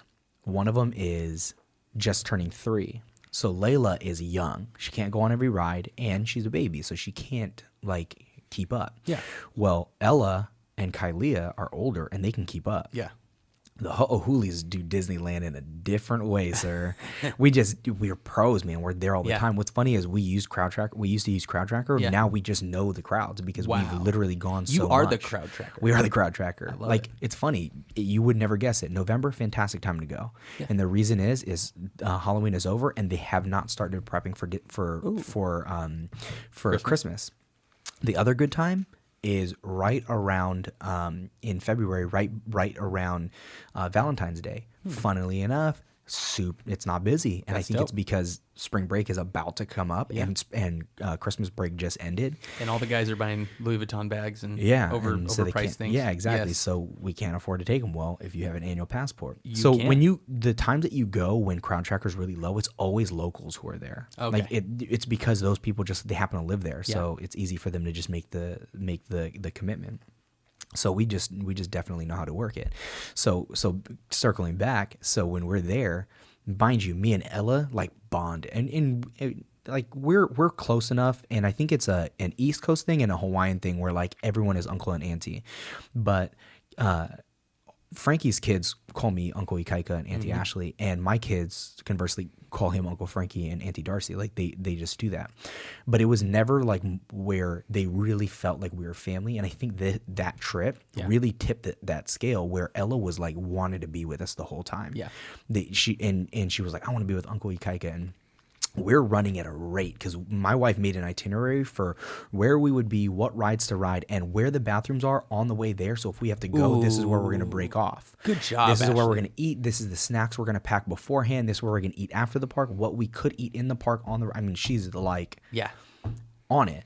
And there was a point in time where Darcy, Frank, and they had Layla, and they go, listen, guys, you guys just take Ella and Kylea and go to the next rides, and we'll catch up with you guys later. Because they couldn't keep up. It wasn't them that couldn't keep up. It was that Layla. Of course. And I remember what it was like to have a 3-year-old in Disneyland. We've done it. We've had a 2-year-old, 3-year-old at Disneyland, and there are times you just got to sit down. Sit down where you're at. Dad, since you're Dad Pro level 3, what is the age when they start getting the magic in their eyes when they go to Disneyland? I would say 5. Okay. 5. Do you think you should wait until, like with me, with having one kid, right? I think Caden, I'm telling you right now, wait till he's 5. Okay. He'll enjoy it the most from 5 on. Got it. Now, it's still acceptable for us to go and leave him with grandparents, yeah, right? 100%. Thank you, sir. Ashley and I, we don't care. Now, we did take them when they were too young, but we also know 5 years old is the number because they can ride almost every ride. Dope. And not only that, they kind of just they just know more at that age. Yeah. And they mentally can really grasp what is happening around them. Yeah. When they're a little kid, they're like Mickey Mouse, but then when they get older, they're like, I want to go get an autograph from Mickey Mouse. Nice. That's like the difference. That's the difference between the age, and I think it's around 5 years old. That's what I've noticed at least. I was stunned by the Cars ride. Dude, that's one of the best. Amazing. That's why it's a 2-hour wait. Yeah. Now we did it. We got you guys, I know, do the same. There's no chance. We do the fast. What are they called again? The Fast Pass. one on your phone though. Yeah. You pay a little bit extra Max for Pass. it. Max Pass. Boom. Yeah. So we did the Max Pass, and we ended up. I think we went on Cars ride. Like a guy gave me the shrug. Like, come on, rookie. But we did that. We did Cars 2 or 3 times, and that was by far like I was stunned. Just the scenery, the way they built the mountains up, and the neon lights. I mean, And by the way, this podcast is brought to you by Disneyland. Right? No kidding. We talked about so much Disney stuff. But no, that ride amazed me. If I'm in Disneyland though, and I don't know I want to hear what Pablo's choices is for these 2 parks as well. If I'm in Disneyland, Pirates of the Caribbean, hands down my favorite video I ever saw of Pirates of the Caribbean. Did you guys watch it on YouTube when Johnny Depp was in the ride? Yes. That would have been the most epic Disneyland trip. I was so mad. I told my wife, I'm Ever. like, this is your fault. We Yes. have tickets, but it was not at Disneyland. It was at Disney World, I think. Was it really? No, it was No, I think Disneyland. it was Disneyland. Okay. Yeah, I think it was Well, Disneyland. then I'm even more mad at Ashley. Because you had 71 trips under your belt, and you never saw Johnny Depp. It's so ridiculous. I wish we did, man. That would have been been epic. so awesome. Yeah. And there's only one video that I found that could be completely wrong. Pablo, you might have to look this up. Ding, ding. Check Yeah. out his Twitter handle. Pablo, look this I up. know. Ding, ding, ding. We got to get the sound effect machine in here, bro. I'll make them until then. But it was kind of, I've only seen one video on YouTube of it. And I think the funny thing was, I mean, by the time it registered you that that's Johnny Depp, right? Do you really have time to pull out your phone and take Yeah. a video of it? Like, I think that's epic that there's almost no video footage of it out there. That makes it like even more. Am I wrong? Am I grossly wrong, Pablo? No, it's funny because he was doing an interview about it. Okay. He had always wanted to do this since he first got the role. He That's had always wanted to make that guest appearance just randomly in the middle of the ride. And he said it got to the point where he wasn't expecting everyone, but all of a sudden it's just phones just right in his face. And it's really? like everyone had their phone out, and That's they were gotta be watching, hard. and they were watching the screen on their phone. They weren't looking at him, in person. It was just through the screen. So, two things. I want to say this right now. Robert Downey Jr., get on his level, because can we get Iron Man at Disneyland, please? Yes. Come on. That would be epic. Is there a petition that we can sign right now to get Robert Downey Jr. as Iron Man to be at Disneyland? That's the first thing I wanted to say. Number one. That was number one. Number two, I hate that. I hate that we watch our lives through a screen. And for me, I'm like, are we really going to go back and watch it? Yeah. I may feel go ya. back and watch it once, maybe. Yeah. But man, live that moment. Now, I will say this. I also have a 12-year-old daughter. I'm like, Carly, I'm going to enjoy this. You're 12. Film this. No, the one I laugh at, and tell me if you're the same. I am fully guilty of it, but again, Vanessa, in her all-knowing everything, explained to me that nobody appreciates on Instagram when I'm at a concert, and I love concerts, and I'm there frequently, and I videotape the concert, a portion of like my favorite song. She's like, nobody watches those, right? Like, nobody watches like live concert footage on any social media platform. Is that true? I would agree with that. If you see it on, I mean, I don't think you literally have an scroll Instagram, right past I it. don't need to see that. So I'm not there. So I did just so the podcast right before I was talking about how since our fast, I hadn't been on social media. I re-downloaded the social media only for this podcast. Yes. I have been back on it, but I am getting back off of it because I realize just at random times I'll sit down on the couch and I'll just be like, okay, who's on Facebook right now, and I'm like, whoa, dude, I went right back into it, and I hadn't done it for months, man. I went months without it, and I'm like, no, this is not good. So I am gonna delete it, but I will say this: live concerts for sure. Yes, sir. That's gone. You are being scrolled by. You're getting Pablo, scrolled by. do you feel the same way? Well, yeah, the sound quality is absolutely terrible. You can't hear anything. Yeah. So I'm just going to hear nothing but screaming and hissing, and because that's all you get. The only thing I want to know when I see that footage from a friend is how close were you? I just want to see your proximity to the stage or where you're at. That's what I was going to make the comment. What would probably be very acceptable by everyone's standard is you take a picture when you get there, like, oh, here's the venue we're at. Yeah. Take a selfie picture with your girl, like, hey, look at what we're doing, or whoever you're with. Hey, this is where we're at. Get to the seat. Hey, this is how close we are. Yeah. And then when you guys are leaving, oh, the night is over. Boom. That's probably the acceptable, like, this is what we did for the night. Yeah. Where someone's scrolling through is like, oh, man, they had a fun night. Yeah. Like, do we really need to see the actual songs? No, Probably not. Yeah. I remember I had one that I was at a concert, and so just to give you the pre-story with this, my 3 favorite music types, music genres, hands down rap, because I was a rapper myself. Number 2, reggae. Not for the obvious reasons, but because the band that I toured with was a reggae band. Yeah, they were like reggae toured rock with kind Mystic of. Rock. Exactly, Roots, right? Mystic Roots, exactly. Kind of, if you haven't heard them, check them out. Mystic Roots. They were just in town, weren't they? They were at Swabby's. Swabby's. And your boy got on stage, and I got the whole place rocking. Did you really? I did. I got on I stage. did not know performed. that. Yeah. Every time that they have a show, I'm blessed enough that they still call me out on stage and let me perform a song or two with them. And so they called me out on this one, and I busted a little freestyle on stage with my boy Coot Dog from Mystic Roots. It was epicness. It was pure. I love Have you been to Swabby's? I've never been to Swabby's. Swabby's is awesome. Tell you the truth, I've never been in the day, so I don't know how it is during the day. Probably not a spot you want to take your kids to, but the most amazing fish tacos. So when we used to play shows at Swabby's, we wouldn't talk about the show, even though it was always fun and sold out. We would all talk for 3 days about the tacos and how excited we were to scarf down some of these amazing tacos that they have at Swabby's. But anyway, so yeah, last time they were here, I was able to get on stage with them. But so reggae music, second favorite, and third favorite, shout out Pablo, country music. I am a country music fan. I will put it out there. Love country music. Now, I am a bigger fan, and I don't know if you feel the same way, Pablo, but I am a lot bigger fan of old country. Give me some Merle Haggard, right? Give me some. How you feel Hank about that? Jr. There you go. Hey, even I like some Hank Sr., some like super old school Yes. stuff. A lot of outlaw country, David Allan Coe. Okay. I mean, Okay. I'm gonna throw it Yeah. out there. He's probably not the best artist. He's wildly racist, but he just has this one song that I like. And it's basically about Hank Sr. But yeah, that old stuff. I know the song you're speaking of. Merle. That is a great song. Don't agree with some of the rest of his music, but with that being said, Merle Haggard, "Mama Tried," that is my song. I have it tattooed on my arm. I love that song. That's so awesome. Wholeheartedly. But yeah, Hank Williams Jr. definitely a go-to. I love Garth Brooks. He's one heck of an entertainer.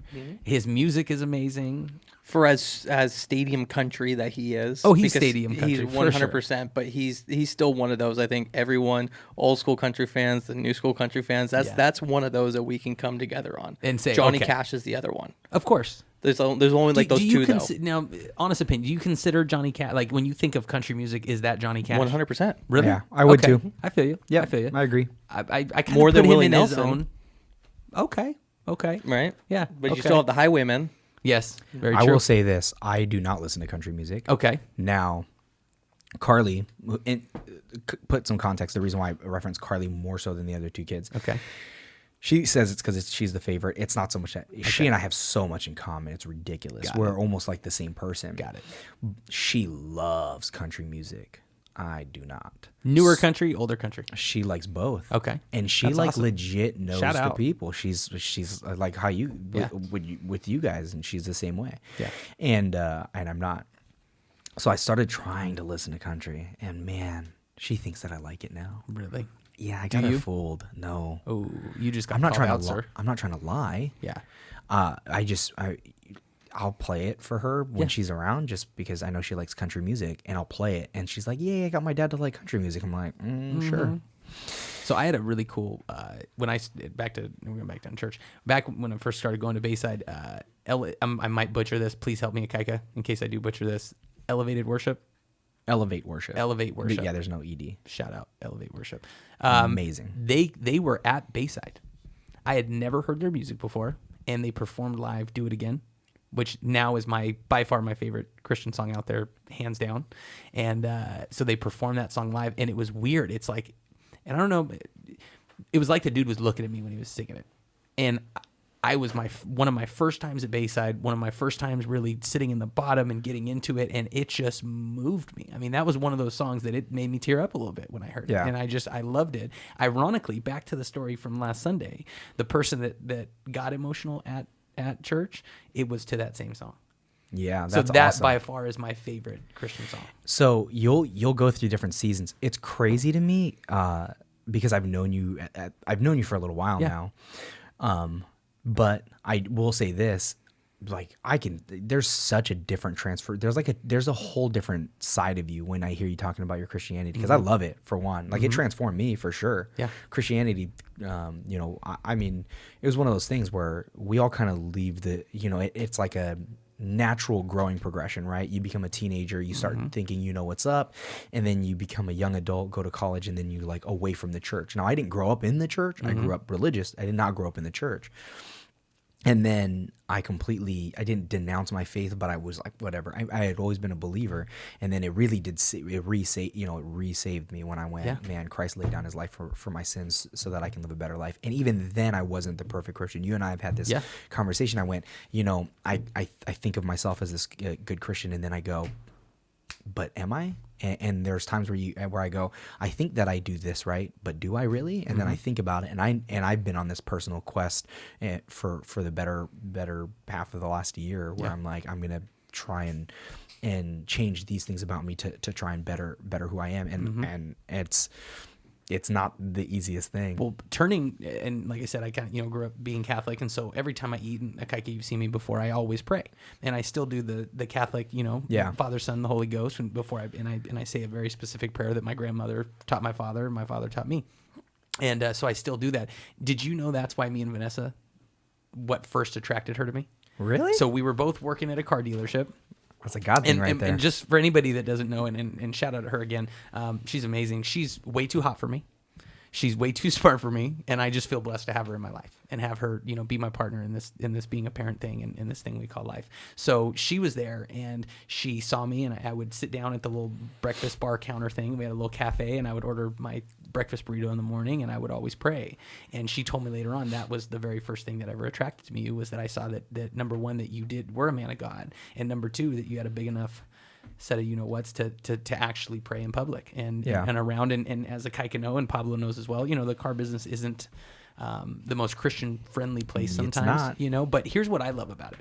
I love the fact that in our job, we get to directly make a difference in people's lives. I will say this here. If I wasn't in car sales and found car sales, there's absolutely no doubt in my mind that I would be selling drugs right now. 100%. Right? Yeah. And finding something like the car business that number one is a fun place to work. Number two, it takes craft. You have to learn how to do it. You have to learn how to do it correctly. And either you can or you can't. You either got it or you don't. Yeah. My boy Vito says you can't teach game, and finding that, and then a way to make the amount of money that, again, is life-changing sometimes, and will allow your kids and your family and your loved ones to live this amazing life. I absolutely fell in love with the car business, and my favorite thing was that when I was young, 18, 19, and I started, somebody taught me how to sell cars. I didn't know anything. And somebody taught me the psychology behind it, how to show a customer a car the right way, how to not talk about things that the customer doesn't care about, and taught me this profession that allowed me to feed my family the rest of my life, and one of the things I love at work, Pablo can attest to this, I love training people, not because it's a part of my job being in leadership, but the fact that I'm teaching a man how to fish. And hopefully one day he's going to find somebody that could benefit out of this career, and he'll teach them. Oh, yeah. And I honestly feel like we're making a difference in people's lives with what we do. We do, man. And you know what? Even though we're in an industry that's not ubiquitous with Christians, I do like to think that we disciple every day. Mm-hmm. I mean, when I'm talking with Pablo, I mean, God comes up pretty much in every conversation. Mm-hmm. And I do the same thing with a lot of people, and I always preface it with no, I'm not trying to make this a religious thing, but I really am. Yeah. It's my way of getting in there without, where I'm in a work setting. Mm-hmm. And so, you guys know, I don't always play Christian music up at my desk, but that's 9 times out of 10 you walk up. That's what I love Christian music, but I remember I actually asked you what's the legalities behind that. Yeah. Because if anybody doesn't know, car dealerships are like giant lawsuit places. Like, it happens really frequently. People get upset about their cars and different things that happen. So I remember asking Akaika, being that we're both in leadership, I love it, but is this okay? Are we going to get in trouble? And I remember you looked it up. I did. Like Pablo, I looked it up and said, no, we're good. We can do this. Yeah, we can do it, which is cool. I love it. Yeah. What's funny is I still remember this because it was like one of the best moments ever. I think it's where I was like, yeah, man, me and Mike, we're like this. I remember I don't even remember what song it was. I was listening to a Christian song, and he came in and he's singing the lyrics. I'm all, what? You know this? No, you're not. You are not. What's funny, when I walk into church and I'm not dressed in my suit, or I'm doing something like that, for anybody who can't see me, I don't think I can fit another tattoo on my arms or my upper body, pretty tattooed up. I like nice things, and so I wear what I think are nice clothes. I think my dad would probably say different, but I think they're nice, So when I go to church or I start talking about God, sometimes I get that look like, oh, you're a man of God? And I'm like, yeah, have been, will be, will always be. Yeah. And that's why I love church. You can meet so many different types of people. There's so many different lifestyles, and everybody has some way that the church has affected their lives. And I think that's awesome. The best part about church, and I would say the same thing about Bayside as well as Destiny, mm-hmm.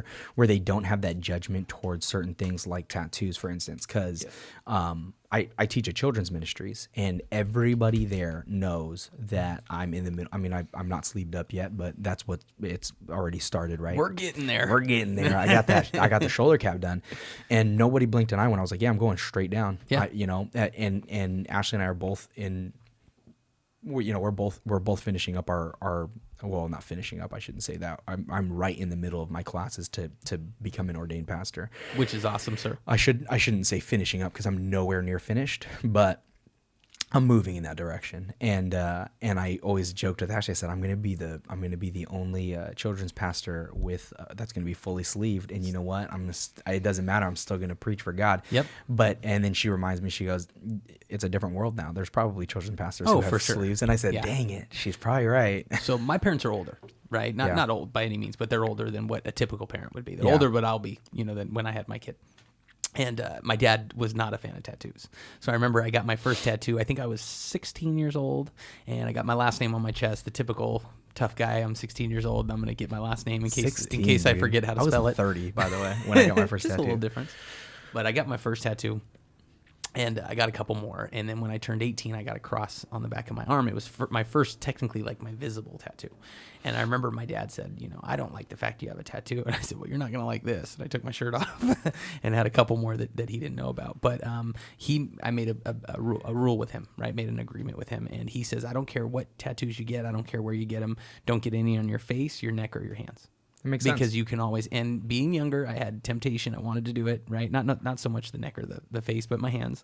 And now I look at the career I have, and I can put on a long sleeve shirt and a tie, and you would never know that I have a tattoo. Yeah. And I'm just so blessed for that. So completely for tattoos, no judgment zone here. Love them. Young people out there, think twice before you get it on your face, your neck, or your hands, because before you ink. cannot take that off, sir. You cannot, sir. Oh, hold up a second. Did you hear what you just said?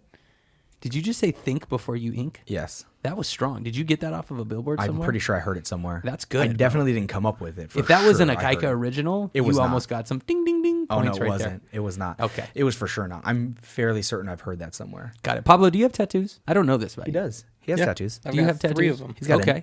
he's got an anchor on his arm. Do you have an anchor on your arm? I do. You want to see it? Let me check it out, dog. He's also got he's got That a, was in. he's got a tiger. That was in. Why do I San know all these Diego. things? Why do you know about tattoos? Hey, no, funny story. We are pretty close to being best friends. I mean, we're pretty close. It's love kind of it. weird. Funny story. So my latest tattoo is my niece's birthday on my back. That's dope. Now for you guys, I talk about her all the time. Of course. Right, the apple of my eye, the light of my life. I know. Crawling on my hands and knees, 10 miles of broken glass just to see her smile. So I got her birthday on my back. Got it. All right. And so the day after I get the tattoo, they're all swollen and bumpy, and it's all black. I walk in wearing a white shirt to work. Burp, burp. Yeah. And you could see it through my shirt. And Frankie sees it. He's like, hey, what's that right there? And I was like, oh, that's 3/30/18. Well, what's significant about that? Well, it just happened to be my first day at Meta, and I wanted to celebrate it with a tattoo. You did. You were hilarious. That's the greatest thing I've ever heard. Frankie looks at me. He's like, "That's the stupidest thing I've ever heard in my life." So no. It just happened that my niece was born at 12:57 at night on March 30th, 2018. Got it. And 10 a.m. that same day was my first shift at Meta.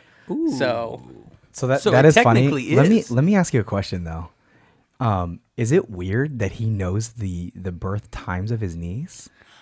I think that makes you a great uncle. It makes you a phenomenal. uncle. I just missed my niece's play, and I feel like a terrible person. And so the fact that you know their birth times just made me feel even worse. Yeah. So my That's kinda dope. 17, That is really cool. I My support that. 17-year-old brother and sister, they're twins. She was born 7/35. He was born 7/36. Can we get February Pablo's- 23rd, can we get a 2001. Family member of Pablo on the phone to verify this, because he could be completely just coming. Yeah, off he the could just head come up with this. come off the cuff with whatever time. Yeah, he was like, born "Hmm." at 7:36, of course. So I'll say this though. Do you know the time that Caden was born? Yeah. I won't call you out.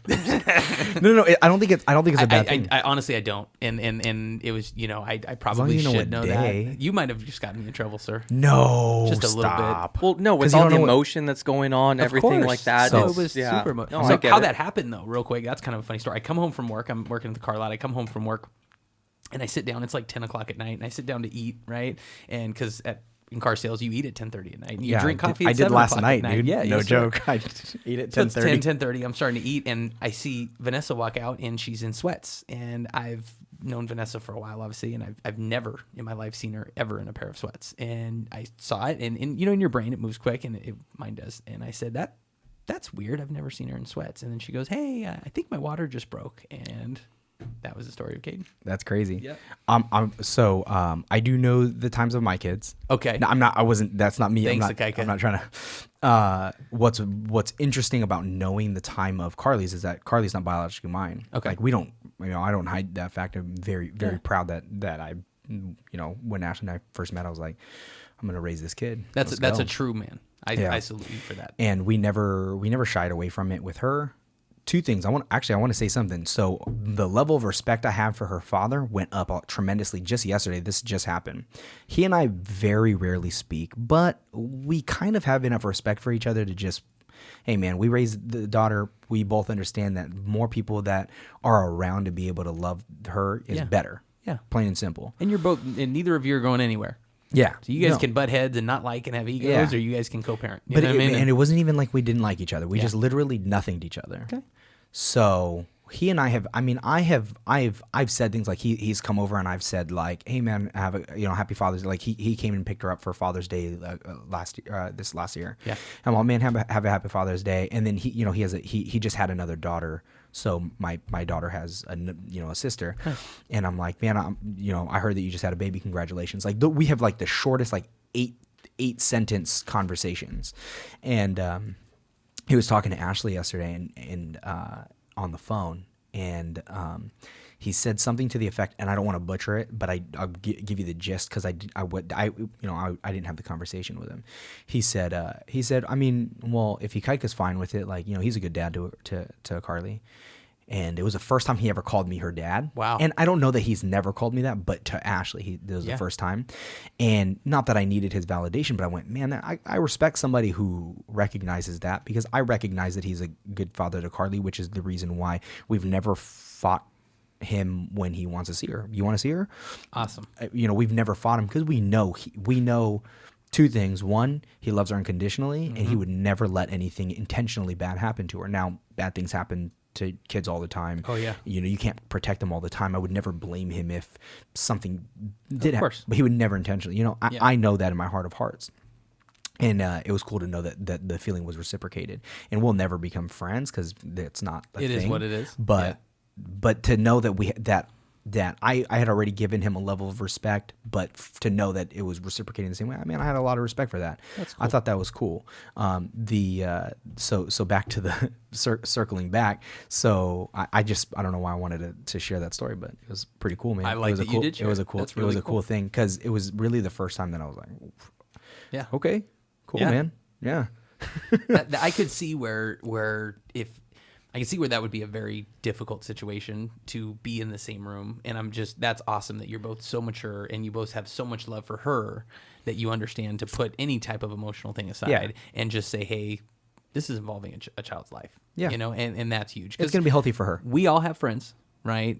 Again, no judgment zone here, that have a really bad past with an ex, and that's such a tough thing on the kid. And I see it and I'm just like, you wish you could help at some point in time. Of course, no judgment, but that's a tough one. Every situation is different. I think Ashley and him are the ones who handled it maturely. I've stayed again I've been a supportive husband and I've been a supportive dad to Carly. And other than that, I said, hey, your guys' at the end of the day, she's your guys' kid. Yeah. So I'm going to be here to support you, but at the same time, and it's never gotten to the point where it was a battle. But if it was ever going to be one, then it was a different story, right? Yeah. But I would say that we're blessed that she's able to have a relatively normal childhood because there was no battles or anything. There was no where is Carly going to be? She's with us. Yeah. That's cool. Very cool. And but it's funny because I know her birth time and Ashley doesn't. Ooh. Yeah. Ashley doesn't know any of theirs. So I had Chloe was 12:12. She was born at 12:12 a.m. Yeah. Caden was 1:52. Carly was 9:03. I have a terrible memory, sir. So I'm going to lean on that in this fact that I have terrible memory. And that is probably why I don't remember the time my son was Man, born. I remember their weights and sizes. Okay, but hold on, because this isn't as impressive as it sounds. Okay. Ikaika is one of those guys. He has a an eidetic memory when it comes to certain things. Numbers is one of those things. Oh. I could walk up to him, like when he's sitting at his computer, say the clock-in machine isn't working, right? Okay. And he can do it from his machine. Hey, can you clock me in? Literally, he won't move over to let me do it. He'll just do it. I don't even have to tell him my numbers. Wow. Because he's remembered them for so long. The other day in a sales meeting, you remembered my manager code number thing, and that was pretty impressive. I caught that, by the way. So I just want to make sure that you're not feeling like an inadequate I do father feel like a bad father or anything after this like podcast. that. No. That's So this not is the how it should podcast be. you come to when you want to leave and know that you are not on Dad Pro Level 4 yet. You know? No, I have probably as close to an eidetic memory as you can have without actually having it. Got it. I'm not on the level with these like Sheldon Coopers and stuff like that. well, that's a fake person, but to that degree, it's not like that. Sheldon's not real. Big Bang's not real. So I heard of another manager, and he's going to go unnamed. That is the vice president of a very big automotive group. I mean, they are dominant in the area. And a friend of mine just went to work for him and is a general sales manager at one of his dealerships. And he said this guy can look at a report in the morning for 4 or 5 different stores and will remember the numbers in the afternoon. Yeah. He can come to your store and he can say, how many cars did you sell 3 weeks ago on this? And he'd remember what are you at month to date? And that to me is just, I mean, I am not that way, sir. Yeah, I'm that way. You really? You can do that same thing? Yeah. With stuff that I've actually looked and committed to memorize, that's the difference is someone with because I really don't have an eidetic memory. Yeah. Someone who has an eidetic memory can't help but remember it. Oh, wow. So Really? like remembering what page number they saw something on, they don't have any say in whether or not they remember that information. They just remembered it. Yeah. And it's actually sometimes bad. It's bad for them and have high anxiety. I imagine. For me, if I look at something, I'm like, that's something that I want to remember, I'll remember it for sure. Boom. And I won't have to study it. I'll just remember it. Wow. And that's how I was in school, which might have been the reason why I got into so much trouble when I was in school, because I was getting in trouble and getting straight A's, and it was to the point where teachers were like, we don't know what to. They would tell my mom, I don't know what to do, because he's acting out. But then if I'm like, do you know what's happening? And he's like, yeah, I can tell you exactly what's happening. Yeah. What do you say to that? Yeah. So it was hard for them to teach me, and I look back at it, I had to have been a terrible student. Yeah. My son's the same way, and I don't know how to parent it. Yeah. Ooh. And he might be smarter than me. Ooh.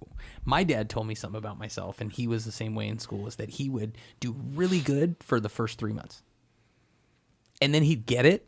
Does that make sense? And then he'd be bored, and then he would mess around. Yeah. And I saw that in myself. That's high intellect, sir. Boom. I actually, in my younger years, so when I was a junior in high school, my first month of my senior high school, and again, I was a little bit wild in my younger years, I was expelled out of school at the school that I was at currently. And so the first 3 years I had went to a normal, regular public high school, different ones, but a public high school. And I did good. I was a smart kid, but I didn't apply myself. And then when I was able, my senior year, I finished out high school, and I was behind on credits. I just been messing around, and I went to a school that did packet work.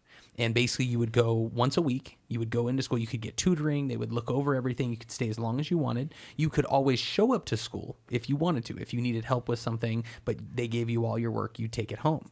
Well, I decided at my senior year I wanted to work full time for my dad, because I was always a hustler. I always loved making money.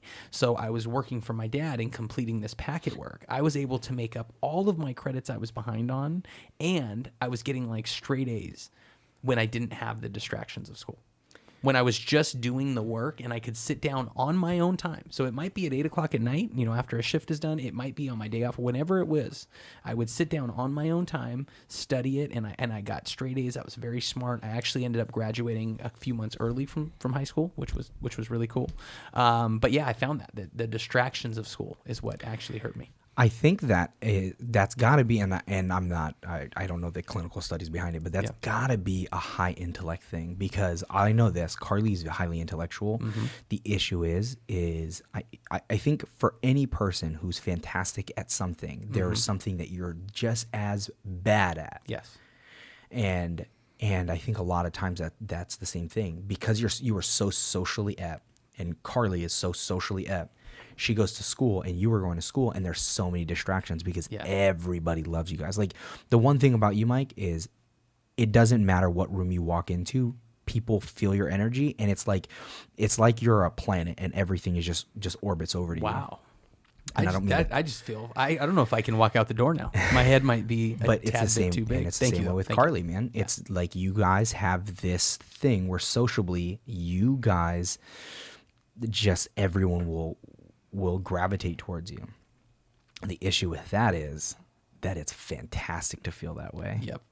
Well, I'm learning. So Vanessa's really into astrology, right? And mind you, she's a Christian. She goes to church. So I know that there's some, and I've probably talked to you about that since You you're have. a little more I think you seasoned have. in your. Well, we've in talked your about it, actually, Christianity, but- But the cross reference to that. But she had me watch my zodiac sign is a Cancer, right? Which means that we're emotional. You kind of already told me about this. I got to step away for Absolutely. a second. So being a Cancer, we feel everything. We really are in tune with other people's feelings. We're very quote unquote emotional. Now, I don't believe Cancers, or myself in general, I can't speak for anybody else, are emotional wrecks. We're not smiling and crying and smiling and crying, but we very much so feel how other people feel, and we feel emotions hard. And with that being said, being at school and really, caring about what other people think in one sense, and two, caring about how other people are genuinely feeling. Are you feeling bad? Can I do something to help you? Wanting to put your arm around somebody can cause a lot of anxiety and can cause you to take on a lot of burden. So in me getting older and wiser, I've had to learn that it's still okay to care how somebody else feels, but you got to care how you feel too. And you got to put yourself first sometimes. Now, my kid will always come first. The people, my circle that's around me, my solid few. Well, I'll leave my house at 1 a.m. No questions asked. Let's go. Just tell me where we're going. Do I need to bring anything with me? If you know what I mean. And with that being said, they'll always come first. But you gotta look for yourself too. Because so many people in the world will take advantage of a nice guy. And that's, I think, one of the tough things about being maybe the zodiac sign I am, or who I am as just a person. Obviously, that's a tough one. What's your zodiac sign? I'm a Virgo. Pablo. You're Virgo. Yeah, remember we went over this. We and did you were go like, over and this. you were like, and you were sitting at your computer. I was all the way across the room at my computer, and you're looking at it, and you're telling what the sign is, the Google, whatever it was, and we both look at each other, and you're like, "That's you," and I was That's like, "I'm you. me." Like we both said it at the same I time. forgot which sign it was exactly, but I remember reading that, which now I know is Virgo, but I remember reading it, and I was like, that's totally you. Just so anybody doesn't know, Thomas has just came out in a fury with his new position at work, his manager position, doing a fantastic job. And he told me, I will be top man my first month. I will be the big dog. And he's pacing to hit it. Pretty You know what I close. mean? And if Akaika has anything to do with it, he Yeah. will be. I gotta feed my son some deals. Help him out every once in a while. What is your zodiac sign, Akaika? I forgot. I am a Scorpio. Ooh, I've had some close people in my life that were Scorpios. I probably know a lot about you. One thing I'll tell you is when it comes to those to astrology signs, there's some science behind it. Talk to me. This is what we didn't talk about because Yeah. we said we were going to talk about it here. We're gonna get into this and then I'm gonna wrap it up because I gotta Okay. pick my kids up from school. No problem. But so here's the science behind it. They look at psychologically. They'll take there's a lot of psychology that goes into making these sound very specific, but it's actually very vague. Wow. Break it down. For instance, there was a study that was done. I cannot remember the article. I should have prepared for it because I knew that we were going to talk about this. Okay. I'm going to find it. I'll forward it to you. I'll put it on my Libsyn website. That way it's up there if anybody ever wants to see what I'm talking about. The study was this. They took all the astrology signs that was from one of the websites that says like, if you're this is so on and so forth. Okay. They took the definitions and they flipped them. They flipped them into other signs. Okay. And then what they did was they showed them to people. And people were like, oh, yeah, that's totally me. That's totally me. That's totally me. Okay. Because they're so vague, but they seem so specific because they're worded in such a way. Okay. So that's what people don't get. If you didn't, you can't look back now at the articles you've already seen that had them that way. Okay. Because you've already implanted in your mind that psychologically that one was the one that was for you. So if they switched it, you'd be like, no, I knew that one wasn't mine because I'm nothing Got it. like that. Yeah. Only because psychologically you've already known they've been switched. Okay. But if you had no idea, you'd read any of them and go, yeah, that's totally me. Wow. Now, are you talking about just what a zodiac sign should be? Or are you talking about horoscopes? I'm Because talking- I don't believe horoscopes personally. No. I'm talking about the zodiac signs. What Okay, they're saying, perfect. that zodiac sign, what What their they're like. personality is supposed I to don't be know. like. They're pretty, like, when you read Vanessa's and you read mine right next to each other, I mean, it's very, she's a Leo, and I'm a Cancer. But Like, that's we're very much so like what our sign. Now, I completely Yeah. agree. There's probably some other thing. I'm not saying they're right. I'm not saying they're wrong. I don't know enough to come to a determination. I'm just telling you what she read me. I'm gonna send you guys the study. You guys are gonna be Send like, it to me. oh, you guys are Send gonna it to be me. like, no, oh my goodness, that's true. There, I can't really articulate it, and I wish I would have prepared better for that. Yeah. But you'll read it and you'll go, man, I get it. Is that just planting the seed for the next time that I hopefully can get invited back for the podcast? You will be invited back because we did that hour and a half so fast, dude. I Yeah. couldn't believe that. I was like, oh So no, I'm gonna have to wrap next this up. time, and you had mentioned this, but I just want to give a little pre thing here because I hope this happens. I want myself, of course, Pablo looked this up, of course, Mr. Akaika himself, and I want the fire preacher with us. Dude, I'm gonna set that up. I think that would be an epic podcast. And let me tell you one thing about me, right? I'm a Christian. I'm proud to be a Christian, right? I have very few Christian friends. And we're going to leave it at that. So I think maybe my opinion and all of ours together, when we get deep into some stuff, and I can get fire preachy too. Matt, right? Matt, I'm ready for you, dog. Let's talk. I'm ready to sit down at the table. Did you hear him when he was like, do I need to preach some Jesus into you? I mean, I read the Bible before I came over. I when loved he said it. that, I was like, loved yes. it. That podcast was very. Shout out Matt. Shout out everybody that's been on the podcast. But I'd like to see that one day. I think that would be an epic podcast, and I'm just super stoked to be here. Matt would love to come back. Can I give a plug real quick? Yeah. So make sure you check out Mystic Roots, my boys. Make sure you check them out. They're on tour right now. They're going all around, make some crazy music. You want to see me on Instagram? Check out Mikey Diamonds because I make you shine. Mikey Stick with me, Diamonds. kid. I have you wearing diamonds. Check out Mikey Diamonds on Instagram. And I just want to sincere thank you so much for Pablo looked this up and Akaika for having me on here today. Man, it was a And pleasure. It was Ashley. my pleasure. It was definitely epic here. I love it. You and took then- over, baby. I love it. And then The if takeover. if you need a new vehicle or a used vehicle, made a Toyota. That's it. Last selfless That was the plug. last Let's plug. go. Let's Come go. on. Boop, boop, boop. All right, Pablo, we're good.